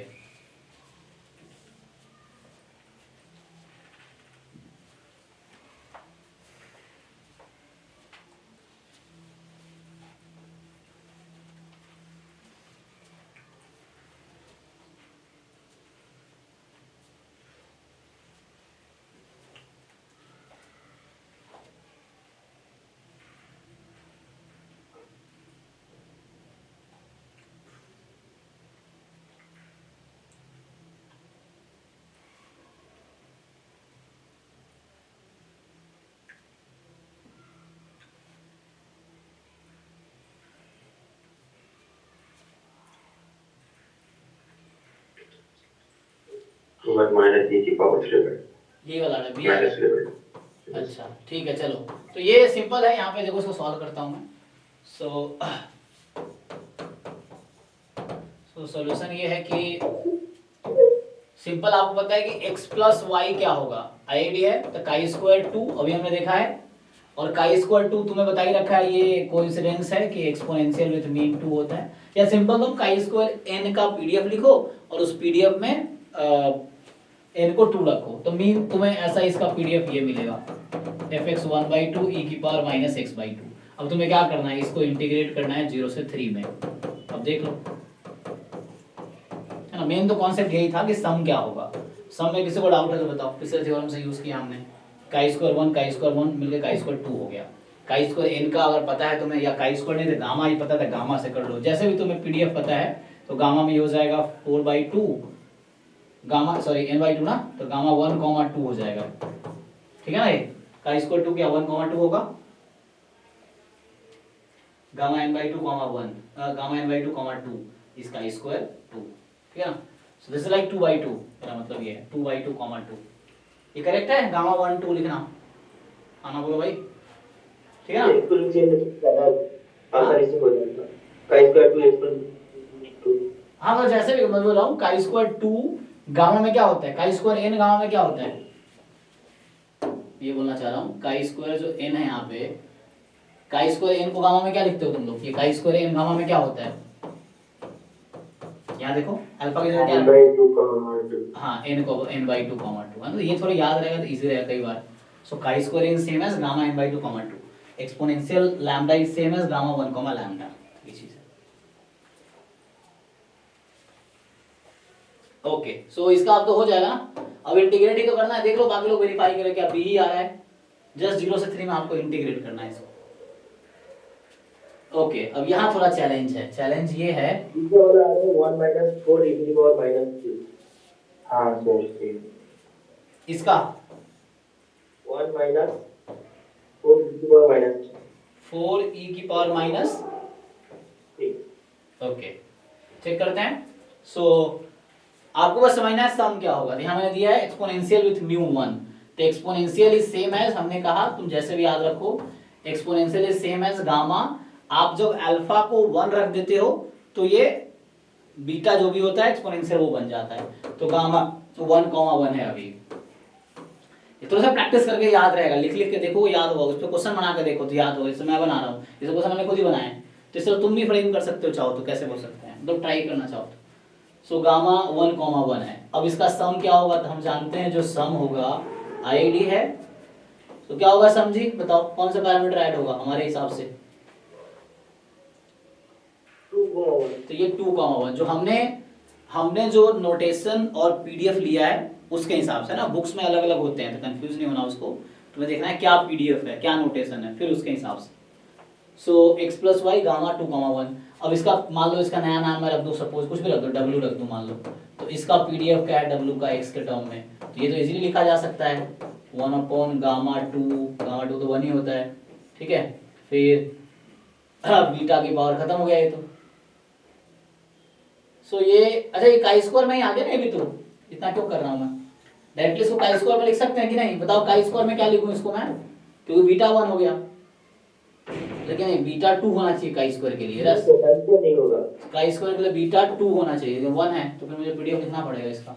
अरे यार ठीक है कोई बात नहीं, लिख लेते हैं गामा 2 तो 1 हो गया, फिर बीटा की पावर, सो यहाँ आ गया तुम्हारे पास 1 सिंप्लीफाई कर लेंगे, गामा 2 1 की पावर 2 x की पावर अल्फा माइनस 1 तो 1 e की पावर माइनस x ये आएगा। सो फाइनल आ गया कुछ ऐसा x e की पावर माइनस x, क्या ये आप लोग अभी आ रहा है पीडीएफ, ओके सो x तो ठीक है, अब तो काम इजी हो गया। सो अब पीडीएफ जब आ गया तो मुझे करना क्या है, मेन तो पीडीएफ ही चाहिए था, बाकी तो आपको आता ही है। तो सपोर्ट इसका 0 से स्टार्ट होगा, तो 0 से 3 में इसको इंटीग्रेट करना है, x e की power minus x D by part लगाओ और सॉल्व कर लो, है ना, 0 से 3 में x e की पावर माइनस x का। तो इस तरह से क्वेश्चन एग्जाम में आ सकते हैं जहां आपको पता करना पड़ेगा कि x प्लस वाई का डिस्ट्रीब्यूशन क्या है। अब जिसको थ्योरम नहीं पता है वो कैसे करेगा, तो वो फिर वो ट्रांसफॉर्मेशन लगाएगा, जैकोबियन वाला जो होता है उससे होगा, फिर तो वो थोड़ा लंबा हो जाएगा, फिर जैकोबियन से निकालना, जो कि आगे कराऊंगा अभी मैं। कि u को लो x प्लस वाई, v को लो y, फिर ज्वाइंट निकालो u v का जैकोबियन मेथड से, फिर मॉड जैकोबियन लेके फिर बाद में फिर इसका डिस्ट्रीब्यूशन निकाल दो, लंबा होगा, थ्योरम याद हो तो इजीली हो जाएगा ये है। तो इस तरह क्वेश्चन से आगे मैं दिखाया था थ्योरम, आज इसको खत्म करूंगा और नहीं खींचूंगा इसको मैं। सो आज इसको खत्म करना है, फिर नेक्स्ट टाइम में ज्वाइंट स्टार्ट करेंगे मल्टीवेरिएट। सो अगला थ्योरम लिख लो। सो अगला थ्योरम है सिंपल कि इफ x जो है तुम्हारा, जो हमारा नोटेशन है उसके हिसाब से gamma alpha 1 comma beta and y जो है आपका gamma alpha 2 comma beta and they are independent, they are independent.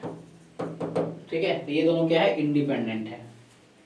सो अब ये कहना क्या चाह रहा है, सो हालांकि इंडिपेंडेंट है तो हमने देखा है कि बीटा कॉमन है फिर से, ठीक है, तो हमें पता है कि x प्लस वाई क्या होगा, है ना, ये तो जानते हैं। अगर मैं आगे लिखना चाहूँ देन पहली बात तो ये है कि x प्लस वाई हमने अभी देखा है, तो ये होगा gamma alpha 1 plus alpha 2 comma beta पीछे वाले थ्योरम से, लेकिन मेन पॉइंट में ये लिखना चाहता हूँ अभी।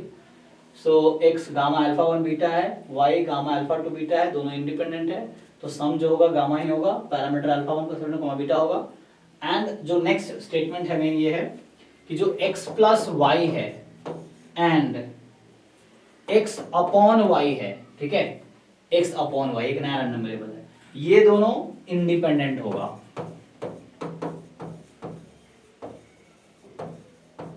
और यहां एक और स्टेटमेंट था कि x अपॉन वाई का डिस्ट्रीब्यूशन क्या होगा, बीटा सेकंड का टाइप। हाँ ये होगा beta second type with parameter alpha 1 comma alpha 2।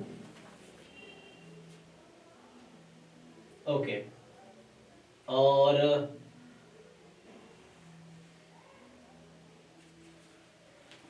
चौथा x upon x plus y क्या होगा, बीटा फर्स्ट बीटा हाँ फर्स्ट काइंड अल्फा 1 को अल्फा 2। अल्फा 1 कॉमा अल्फा 2, है ना। इसमें बहुत सारे क्वेश्चन बनाए जा सकते हैं, मीन पूछ लेगा तुमसे या कुछ ऐसा पूछ लेगा, है ना, तो ये सब कुछ रिजल्ट्स हैं।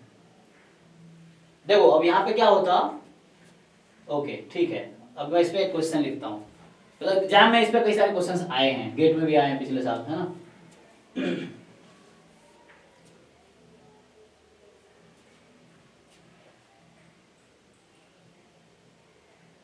और देखो अभी तुम्हें क्या बताया, तुम्हें बताया कि ये और ये इंडिपेंडेंट है, हालांकि ये और ये भी इंडिपेंडेंट होता है। मैं इसी में ऐड कर देता हूँ, वाला क्या लिखूं, इसी में पांचवा पॉइंट लिख देता हूँ मैं यहाँ पे। सो पांचवा पॉइंट ये है कि x plus y and x upon x plus y they are also independent. ठीक है, तो ये बहुत यूजफुल है काम में, क्योंकि कई बार इसमें क्वेश्चन बहुत सारे आए हैं, जैम में गेट में आए हैं बहुत बार इन थ्योरम्स पे।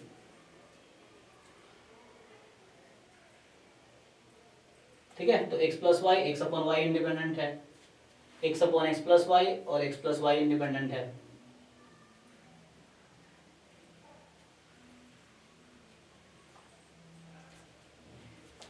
ओके, अब इसको क्वेश्चंस कैसे आते देखो, एक क्वेश्चन लिखता हूं मैं आगे। सो क्वेश्चन ये है, लेट x है तुम्हारा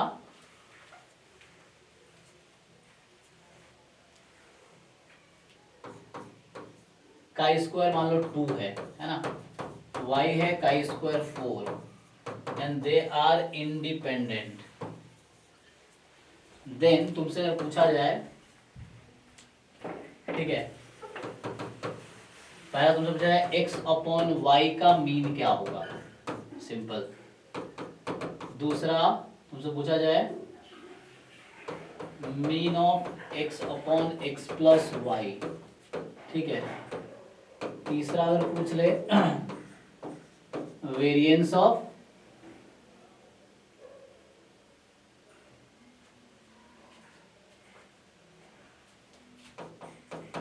x plus y plus x upon x plus y, ठीक। बताओ ये 3 पार्ट ट्राई करो, अब पिछला थ्योरम यूज करो इसमें।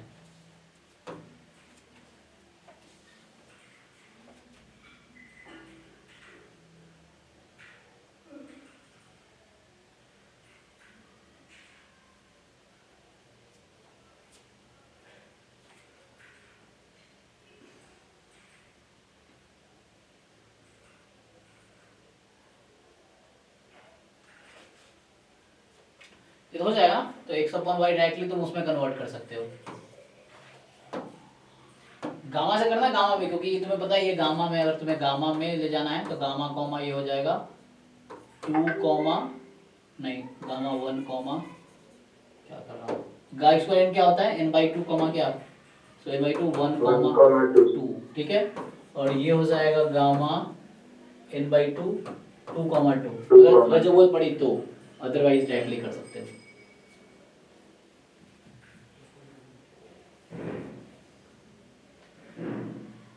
मुश्किल नहीं है, ठीक है। तुम ये थ्योरम लगा लेना, मैं होमवर्क छोड़ देता हूँ। कुछ नहीं, यहाँ से तुम्हें सीधा सीधा डिस्ट्रीब्यूशन यहाँ से दिख रहा है।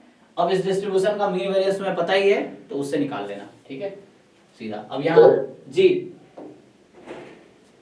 सर अगर थ्योरम नहीं बताओ तो बाद में हमें x अपॉन y का पहले डिस्ट्रीब्यूशन निकालना पड़ेगा, फिर निकालना होगा। हाँ, वो फिर लंबा हो जाएगा। कैसे आएगा x अपॉन y का डिस्ट्रीब्यूशन, फिर वो जैकोबियन वाले मेथड से, हाँ ट्रांसफॉर्मेशन से। 2 वेरिएबल का ट्रांसफॉर्मेशन भी पढ़ना है हमें, बाकी वो हम आगे पढ़ेंगे नेक्स्ट क्लास में आगे जब।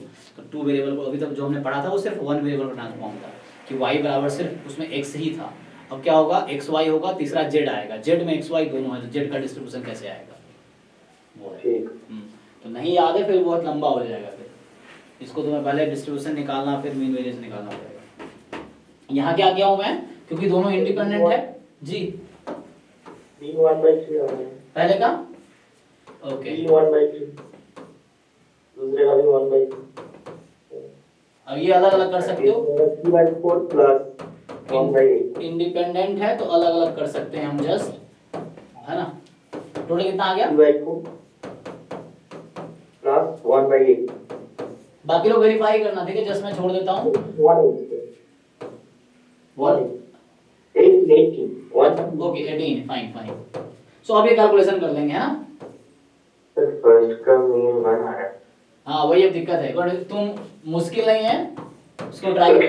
n/n-1 होता है, 1 आएगा फर्स्ट। ओके चेक कर लो, कोई बात नहीं। वही मैं कह रहा हूँ, डिस्ट्रीब्यूशन पता है तुम्हें, just you check, formula book से वेरीफाई कर लेना। तुम्हें पता है कि बीटा सेकंड टाइम का क्या है, गूगल पे बीटा प्राइम नाम से आता है। अगर जिसको गूगल पे सर्च करना हो बीटा 2 क्या होगा, तो गूगल पे बीटा प्राइम डिस्ट्रीब्यूशन बोलेगा। बीटा प्राइम बोलता है बीटा 2 को, बीटा 1 जस्ट बीटा है, जस्ट बीटा लिखा मतलब बीटा 1 है वो, और बीटा प्राइम डिस्ट्रीब्यूशन के नाम से बीटा 2 होगा विकिपीडिया पे। तो वहां से तुम देख लो मीन वेरिएंस।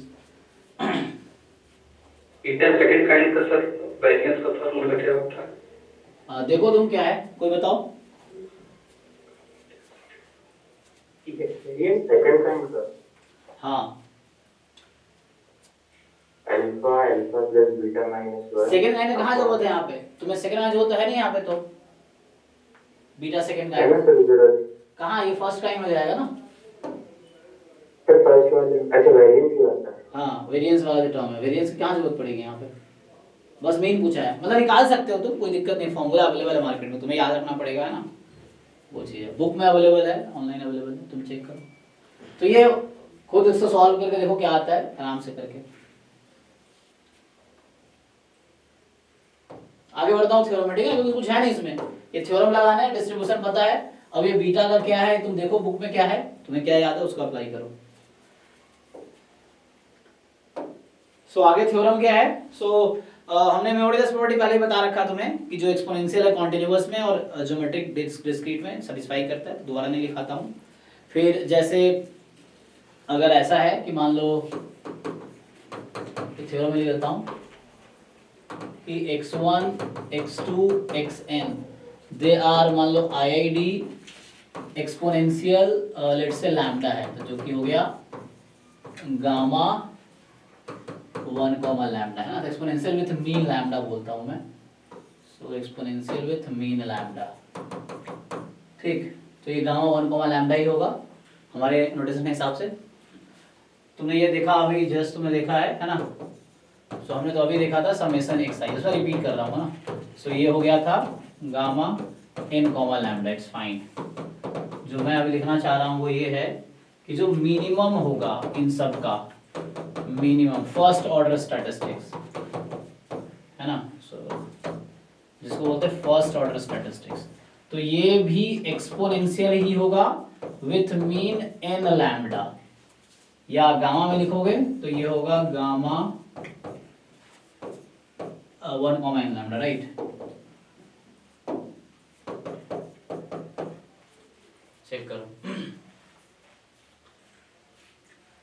सो जो मिनिमम है, और ऐसे ही कुछ थ्योरम ज्योमेट्रिक में भी था, तुम्हें याद हो, मिनिमम ज्योमेट्रिक ही होता है, बस पैरामीटर था 1 minus product of 1 minus P eyes, या जब इक्वल था तो 1 माइनस पी का होल स्क्वायर और पावर n।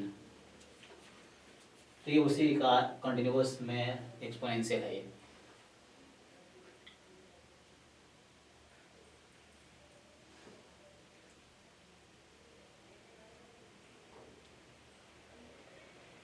चलिए सेकंड वाला तो सीडीएफ से प्रूफ हो सकता है ना? हाँ इसको तुम कर सकते हो प्रूफ, हाँ सीरियस।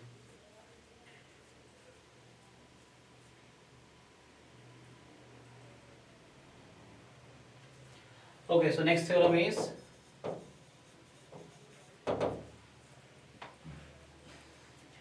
कि ऐसा है, मान लो कि if x is x and y are IID exponential with mean lambda, ठीक है, x y दोनों एक्सपोनेंशियल है, मीन लैम्डा है, ठीक है, तो पीडीएफ होगा 1 बाई लैम्डा ई की power minus x by lambda. So उस केस में देन आपसे पूछेगा x upon x plus y का डिस्ट्रीब्यूशन क्या होगा, क्या होगा? Beta second beta first page. Specific बताओ क्या आएगा। अच्छा मैं इसको लिख दूं अगर, ठीक है तुम जो कह रहे हो मैं समझ रहा हूँ। So what you will say कि ये गामा हो गया, मतलब हाँ बीटा में क्या क्या होगा पैरामीटर बताओ। 1/2 1/2 नहीं 1/2 क्यों होगा? Exponential lambda is gamma 1 lambda. हाँ 1 लैम्डा, तो बताओ कितना बचेगा?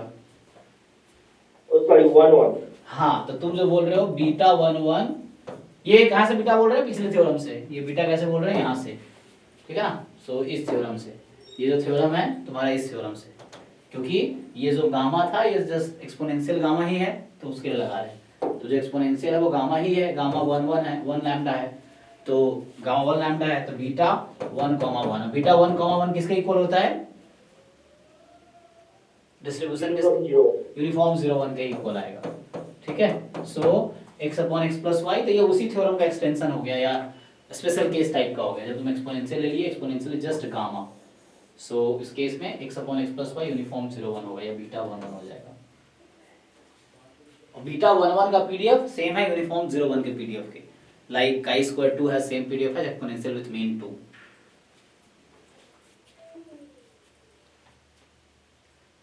ठीक है। तो ये जस्ट उस थ्योरम का स्पेशल केस हो गया।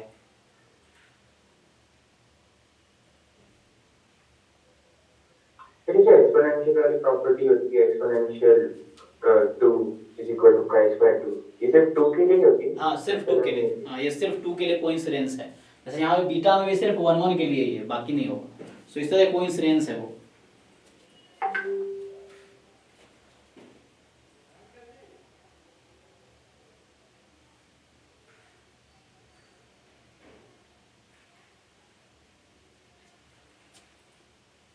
सो यहाँ हमने ना बीटा का थ्योरम बीटा के लिए यहाँ लिख ही दिया कि एक्स वाई एक्सपोनेंशियल है, एक्स वाई गामा है और इंडिपेंडेंट है, तो उस केस में x upon x plus y जो होगा बीटा होगा, है ना। ओके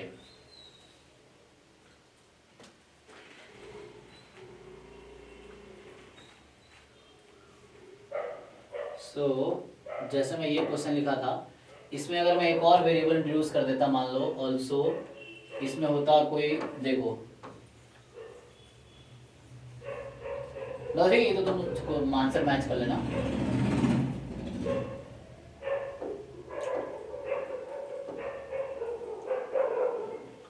देखो यहाँ पे तुम एक चीज नोट कर सकते हो कि एक्स वाई इंडिपेंडेंट है, एक्स और एक्स प्लस वाई इंडिपेंडेंट नहीं है ना, तो उसके से बीटा हुआ है। अगर ये दोनों इंडिपेंडेंट होता तो क्या में कन्वर्ट हो जाता ये, अगर मैं काई स्क्वायर देता तो लाइक दिस इस क्वेश्चन में, है ना। अगर यहाँ पे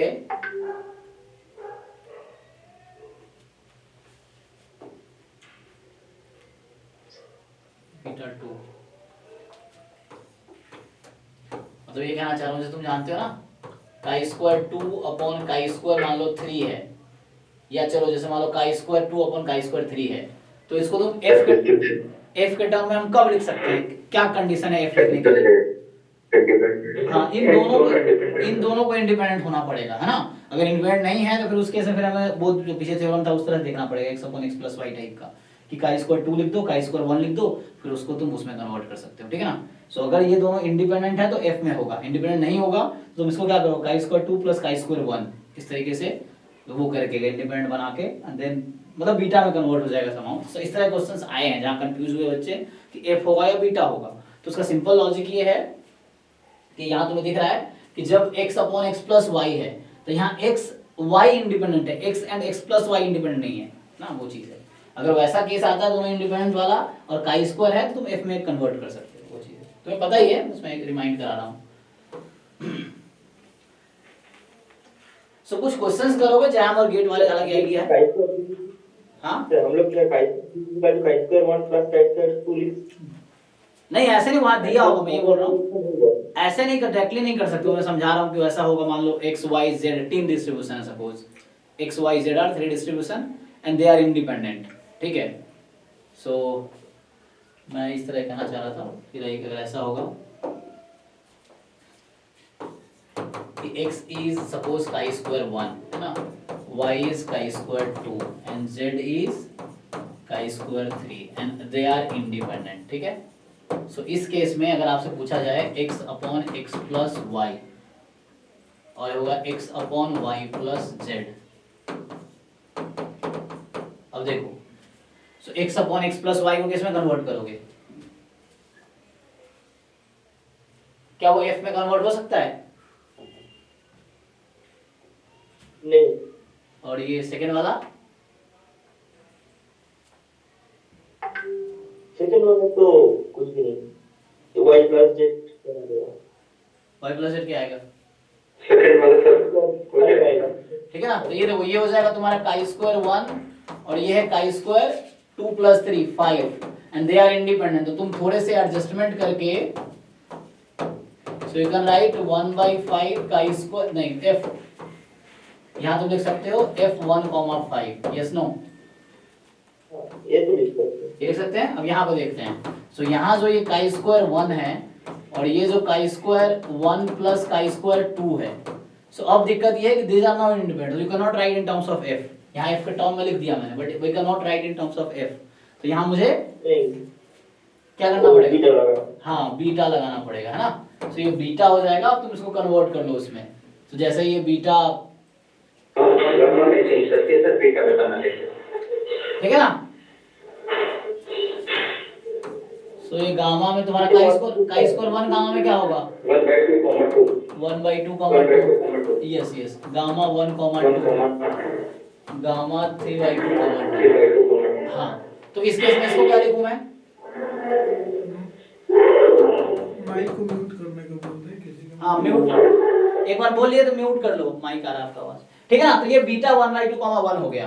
तो मैं यही कहना चाह रहा था, यहाँ पे f नहीं बना पाएंगे, यहाँ f बना पा रहे हैं हम, ये कहना चाह रहा हूँ। सो उसके लिए क्या रिक्वायरमेंट है कि न्यूमरेटर और डिनोमिनेटर फुल्ली इंडिपेंडेंट होना चाहिए काई स्क्वायर के केस में, तब f बनेगा, अदरवाइज नहीं बनेगा। काई स्क्वायर अगर है तो ये कहना चाह रहा था, देख लो भाई। तो यहाँ अक्सर एग्जाम में कंफ्यूजन होता है, इसका मीन पूछा गया है कई बार जैम और गेट में। तो यहाँ कंफ्यूजन होता है कि बीटा बनाए कि f बनाए। देख लो एक बार, तुम्हारा डाउट बताओ। तो मैं बस ये बोल रहा हूँ यहाँ x y z है तो इंडिपेंडेंट है न्यूमरेटर डिनोमिनेटर, यहाँ इंडिपेंडेंट नहीं है। सो ये ओके। तो गलती से क्या करते बच्चे यहाँ भी बोल रहे हैं हाँ x upon y plus z independent कैसे? एक मिनट मैं बोल रहा हूँ कई बच्चे कहाँ गलती, रुक जाओ एक मिनट, मेरा पॉइंट क्या था, मैं इस पे आता हूँ। काई स्क्वायर 1 मैं इसको थोड़ा इधर खींचता हूँ और काई स्क्वायर ये हो जाएगा 3। तो तुम इसको f है ना, ऐसा कई बार होता है ना 1 3 कर दिए तो 1/3 f1 3, गलती से कई बार ऐसा बच्चा कर देता। मैं ये कहना चाह रहा हूँ। अब बताओ तुम्हारा क्वेश्चन क्या है? सर ये क्या देखिए, जैसे x upon x plus y तो आपने बताया कि इंडिपेंडेंट नहीं है क्योंकि x पर x plus y हमें पता है कि इंडिपेंडेंट नहीं है। तो ये और बता दीजिए x upon y plus z मतलब इंडिपेंडेंट कैसे? हाँ देखो ना, जैसे y x y z एक दूसरे से इंडिपेंडेंट है तो y प्लस z जो भी आएगा ना वो x से इंडिपेंडेंट ही होगा क्योंकि y एंड z इंडिपेंडेंट है, इसीलिए। तो y प्लस z जो है वो x से इंडिपेंडेंट ही होगा, y and z are independent, इसीलिए। अच्छा मतलब एक्स नहीं आना चाहिए, जैसे ऊपर एक्स है तो हाँ ऊपर हाँ, नहीं है। यस यस यस, यहाँ यही है, ये x आ गया तो x and x plus y are not independent, x and y are independent. यहाँ क्या है, x and y plus z are independent. जैसे वाई प्लस जेड को हम कोई और समझ सकते हैं तो वो इंडिपेंडेंट होती है। हाँ हाँ हाँ, इसीलिए वो डिफरेंट कर दिया दोनों को, न्यूमरेटर डिनोमिनेटर को इंडिपेंडेंट बना दिया। तो इस तरह क्वेश्चन आए, जैसे एक क्वेश्चन लिख दिया मैंने मान लो इस तरह का, तो यहाँ तुम्हें केयरफुल रहना है। ओके, सो चलो ये सब गामा में तो इतने ही थ्योरम्स हैं। सो तुम्हारे कॉची सीयूईटी के सिलेबस में नाम नहीं लिखा उन्होंने कॉची का, उस स्टैंडर्ड डिस्ट्रीब्यूशन वाले में। बाकी नॉर्मल का तुम लोगों को पता है, एक बार रिवाइज करा देता हूँ। सो नॉर्मल में क्या है, तो कुछ पढ़ना है या नहीं? सो सिलेबस में तो नहीं है, सीयूईटी के सिलेबस में सारे डिस्ट्रीब्यूशन है, कॉची नहीं है। तो मैं कल नहीं कराना, बस तुम एक बार देख सकते हो, है ना, कि कॉची का पीडीएफ याद रखना अगर जरूरत पड़े तो। अदरवाइज उसमें सिलेबस में तो नहीं लिखा इस बार, तो क्वेश्चन तो जो इथिकली नहीं पूछना चाहिए अगर सिलेबस में नहीं मेंशन किया है तो।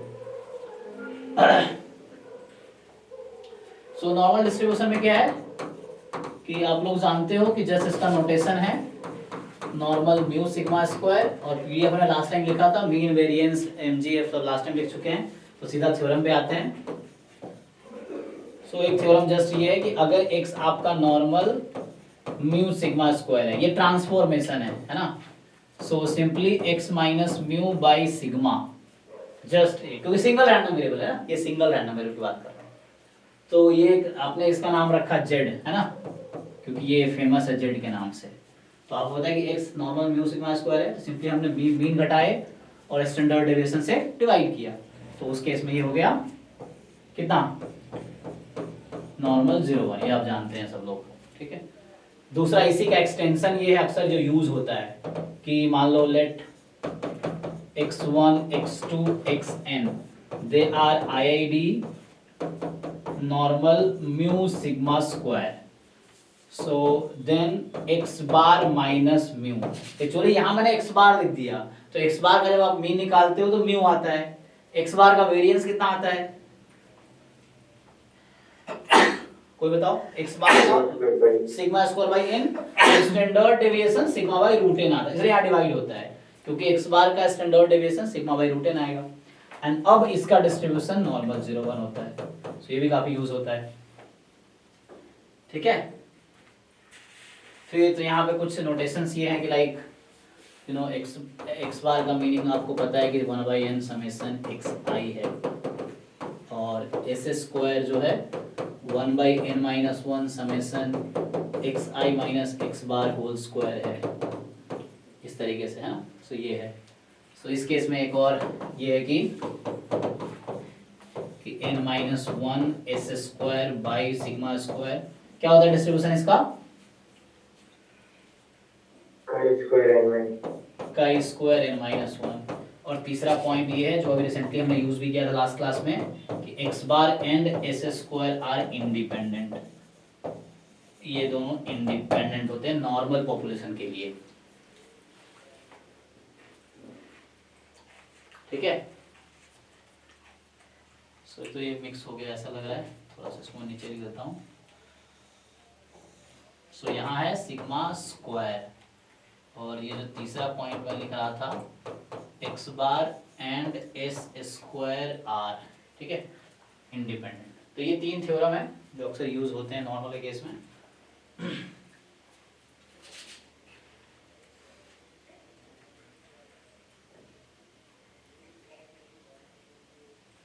बाकी क्वेश्चंस का है तो ये 5 कर दिया रहता है, जैसे 1 2 क्वेश्चन अगर लिखूं मैं, जैसे जो थ्योरम लिखा उस पर एक क्वेश्चन ट्राई करो।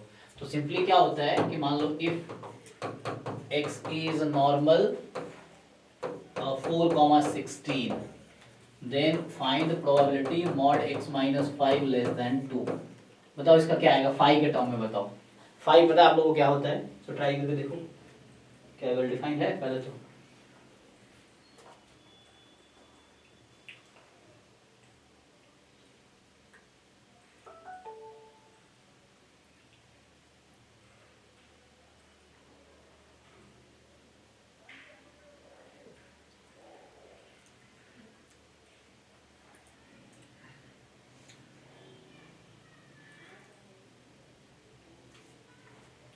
पूछ रहा है कि आप सच में IIT खड़गपुर से ही हो ना? गए थे तो नहीं गिरे। हम क्या ही कर रहे थे उसको। नहीं, डिप्स वाले ने लगाया है ना इसलिए। सब भेजना पड़ेगा भाई।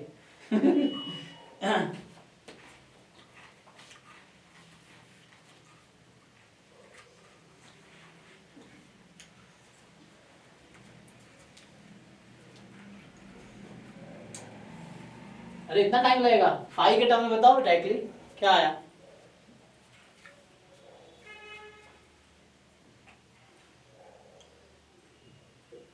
I of t by root over 2 minus I of minus 1 by root over 6 transform कर देंगे।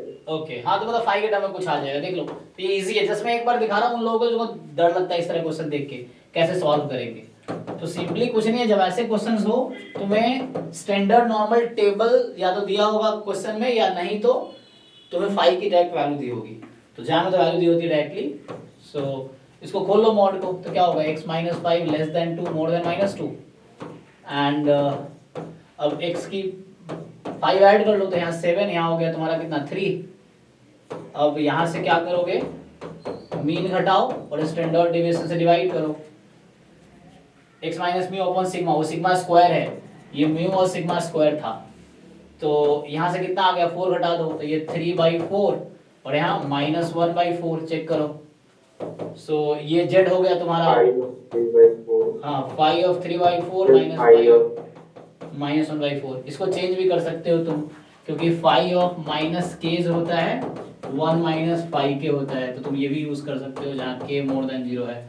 या कोई दिक्कत नहीं है, k कोई रियल नंबर है, क्या दिक्कत है, वो हो जाएगा ठीक। सो ये आज इसको ज्यादा चेंज कर दो, मैं बताना चाहता कैसे सॉल्व करोगे। और ये वैल्यू तुम्हें क्वेश्चन में दे रखा होगा, 5 वाली वैल्यू क्वेश्चन में ही दे रखा होगा कि यूज करो 5 को यूज करो, ठीक है। सर एक क्वेश्चन है। हाँ बोलो।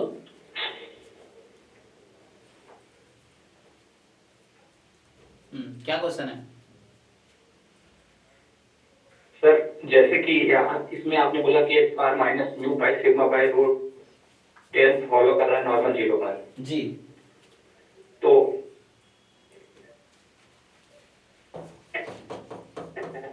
एक्सपेंशन रैंडम है। आपकी आवाज कट गई, सुनाई दिया बाकी हो गया।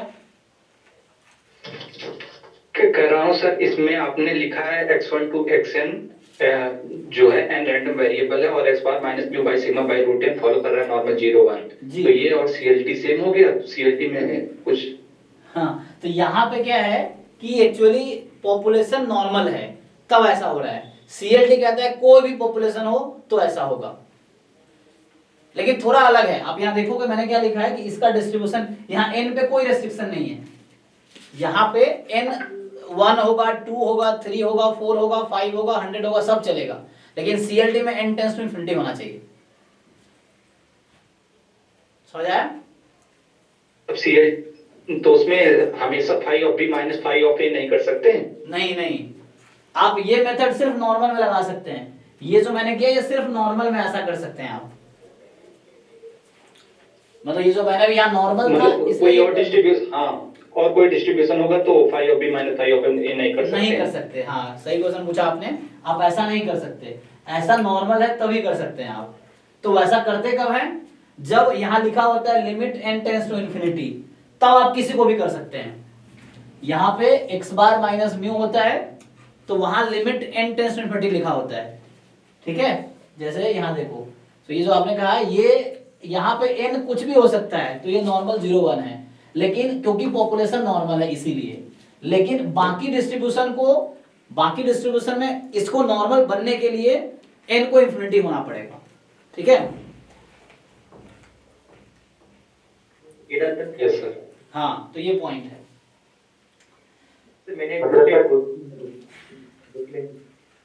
मतलब सर n इंफिनिटी पर जा रहा है तब तो हम 5 यूज कर सकते हैं। यस जैसे limit n tends to infinity probability x bar minus mu sigma by root 10 less than equal to for example k है, तो आप इसको 5k लिख सकते हैं। कब, यहाँ x कुछ भी चलेगा, यहाँ x कुछ भी चलेगा जब limit n tends to infinity है तो x कोई भी रैंडम वेरिएबल है तो ये नॉर्मल हो जाएगा। जैसे सर हाँ बाइनोमियल में भी कोई क्वेश्चन जैसे सर समेशन के फॉर्म में दिया है जैसे 3 to 5 तो उसे हम लिख सकते हैं 3 less than x less than 5 yes फिर उसमें एंड यहाँ तो सिंगल रैंडम वेरिएबल का क्वेश्चन है, ये सिंगल रैंडम वेरिएबल का क्वेश्चन है। वहां पे आपके पास सैंपल होगा n, ये सिंगल रैंडम वेरिएबल का है। और सिंगल रैंडम वेरिएबल ऐसा तभी कर पाएंगे जब सिर्फ नॉर्मल होगा, बाकी में ऐसा नहीं कर सकते हम। बाकी में यहाँ के बाद मुझे सोचना पड़ेगा उसका CDF क्या है या PDF क्या है, उसके हिसाब से करना पड़ेगा। फिर ये करने की जरूरत नहीं है, बाकी डिस्ट्रीब्यूशन कुछ और होता तो ये करने की जरूरत नहीं थी। ये बस फिर तो डायरेक्ट प्रोबेबिलिटी हाँ डायरेक्टली निकल जाता, फिर तो यहीं पे काम हो जाता। बाकी डिस्ट्रीब्यूशन होता तो यहीं से काम हो जाता। हम देखते PDF क्या है, इस पे इंटीग्रेट कर देते। डिस्क्रीट होता तो PMF क्या है, उसके हिसाब से वहीं पे सर वहीं पे limit and tends to infinite हो और समेशन के फॉर्म में हो जैसे बाइनोमियल के केस में जी जी जी जी जी जैसे x बार हो, मान लो यहाँ पे x बार है और लिमिट बाइनोमियल जो हो हाँ बाइनोमियल हो और जैसे लाइक n से 3n तक वेरी कर रहा हो हाँ हाँ तो उसे x के फॉर्म में लिख करके हम सॉल्व कर सकते हैं ना। यस यस वहां पे आप मीन वेरिएंस अगर निकाल सकते यस यस वहां पे कर सकते हैं आप। जैसे आप सही कह रहे हैं, वो मैं समझ गया क्वेश्चन आपका कि मान लो ऐसा होता है limit n tends to infinity for example probability x bar more than मान लो चलो कुछ भी है 3 to 7 फॉर एग्जांपल ये क्वेश्चन है। तो यहाँ x कुछ भी चलेगा, कोई दिक्कत नहीं है, यहाँ नॉर्मल होना जरूरी नहीं है। कोई भी डिस्ट्रीब्यूशन होगा तो वो जाके नॉर्मल हो जाएगा।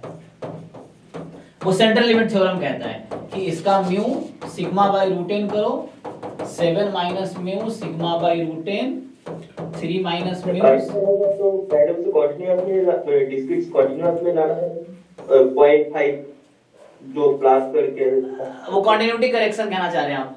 से सर फर्क नहीं पड़ता, कोई दिक्कत नहीं उससे है, सर उतना फर्क कहाँ पड़ता है। वो वहां पे जब आप अप्रोक्सीमेट कर रहे थे, देखो अप्रोक्सीमेशन अलग है, सेंट्रल लिमिट थ्योरम अलग है। फिर वहां आप क्या कर रहे थे कि बाइनोमियल को नॉर्मल में अप्रोक्सीमेट कर रहे थे या बाइनोमियल को पॉइजन में अप्रोक्सीमेट कर रहे थे। यहाँ पे हम सेंट्रल लिमिट थ्योरम लगा रहे हैं, कोई दिक्कत नहीं है, डायरेक्टली आप कर लो तो भी कोई दिक्कत नहीं आएगा।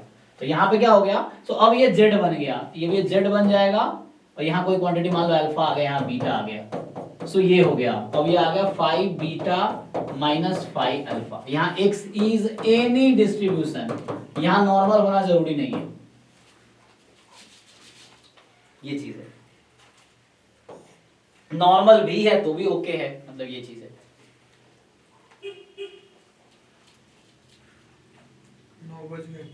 हाँ तो ओवरऑल यही है, खत्म ही हो गया। सो नेक्स्ट क्लास में अब सिलेबस देखोगे तब का नॉर्मल का देख लेना कुछ रिजल्ट्स, बाकी क्वेश्चंस आएंगे फिर उस पर हम डिस्कस कर सकते हैं। क्वेश्चन दे रखा हूं, बोल रहे हाँ सो क्वेश्चंस है ऑलरेडी अपलोडेड है या ग्रुप में है? ग्रुप में आप सॉल्व करो, डाउट पूछो। देखो हाँ समझ नहीं आया क्वेश्चन, उसने क्वेश्चन भेजा है। अच्छा क्वेश्चन भेजा है, अभी 9 बजे में दूसरी क्लास है, चलो सॉल्व कर देता हूँ, फोन देना मेरा फोन। सो यस सर ये ठीक है करते हैं। सो तुमने किस में भेजा है? ग्रुप में? कंटेंट वाले में होगा सर। नहीं ठीक है हाँ लास्ट क्वेश्चन जो भेजा है, हाँ ये x equals number of ones, y equals number of twos, यही है। and threes when a pair of fair dice are rolled then what is the correlation coefficient between x and y? x equals number of ones, y equals number of twos and 3. अच्छा when a pair of dice is rolled so then what is the coefficient? क्या दिक्कत है इसमें? Distribution क्या तो बोले थे मैंने सोच आज पैराडाइज एक पैराडाइज को कौन पढ़ेंगे? Pair of fair dice are rolled. देखो एक डाइस को हाँ बोलो सर मैं था ऐसे क्वेश्चंस में जब pair of fair dice role किया जा रहा है तो क्या मतलब ये तो इसका ये मतलब नहीं होता ना कि फर्स्ट डाइस x को डिनोट कर रहा है और y से सेकंड डाइस y को डिनोट कर रहा है। हाँ ऐसा मतलब नहीं है, वो क्या बोल रहा है equal to the number of ones. कितनी बार वन आया? तो ऐसा सर ऐसे क्वेश्चंस में नहीं होता ना। हाँ नहीं देखो, ये पेयर डाई को बोल जाओ, तुम ये सोचो कि एक डाई को 2 बार फेंका, तो वैसे करके देखो बात बराबर है। पेयर ऑफ डाइस या एक डाई को 2 बार फेंकना, यहाँ सेम ही बात, सेम ही मीनिंग रहेगा। तो आप ऐसे सोच लो कि एक डाई को 2 बार फेंका, तो 1 कितनी बार आ सकता है, या तो 0 1 2 टाइम, इस तरीके से। तो उसकी प्रोबेबिलिटी निकाल लो, नहीं बाइनोमियल हो जाएगा, चेक कर लो। समझ में आ गया। हाँ नेक्स्ट समझ में पहले डाइस को और 1 नंबर। हाँ, एक डाइस को 2 बार फेंका, बस इतना ही है। अब जितनी बार 1 आया वो x है, तो या तो एक बार भी नहीं आएगा, या एक बार आ गया, मैक्सिमम 2 बार आ सकता है। ऐसे ही सेम y के लिए भी है, तो वैसा कहना चाहिए। ट्राई करके देखो, नेक्स्ट क्लास में पूछो। तो आज इतना ही रखते हैं, अभी नेक्स्ट क्लास में आगे कंटिन्यू करूंगा। तो आप लोग प्रॉब्लम प्रैक्टिस करो, नेक्स्ट क्लास डाउट क्लास होगा, ठीक है? डाउट पूछो आप, पहले प्रैक्टिस करो इस पे टॉपिक्स। जी सर मैं देखिए नॉर्मल किसी सिचुएशन का लिमिटिंग केस होता है क्या? हाँ लिमिटिंग है, ये तो लिमिट लगा हुआ, लिमिट का मतलब वही तो होता है लिमिटिंग केस। यस आने से बाइनोमियल और नॉर्मल में वो अप्रोक्सीमेशन वाले रिलेशन उसके अलावा नहीं कुछ? हाँ, वहां अप्रोक्सीमेशन, वहां लिमिटिंग केस नहीं था, वो अप्रोक्सीमेशन बाइनोमियल को मैं नॉर्मल बनाए थे, बाइनोमियल को पॉइजन बनाए थे, यही था ना? ओके हाँ ओके। बाकी नेक्स्ट क्लास में करते हैं, 9 बजे दूसरी क्लास थी मेरी, तो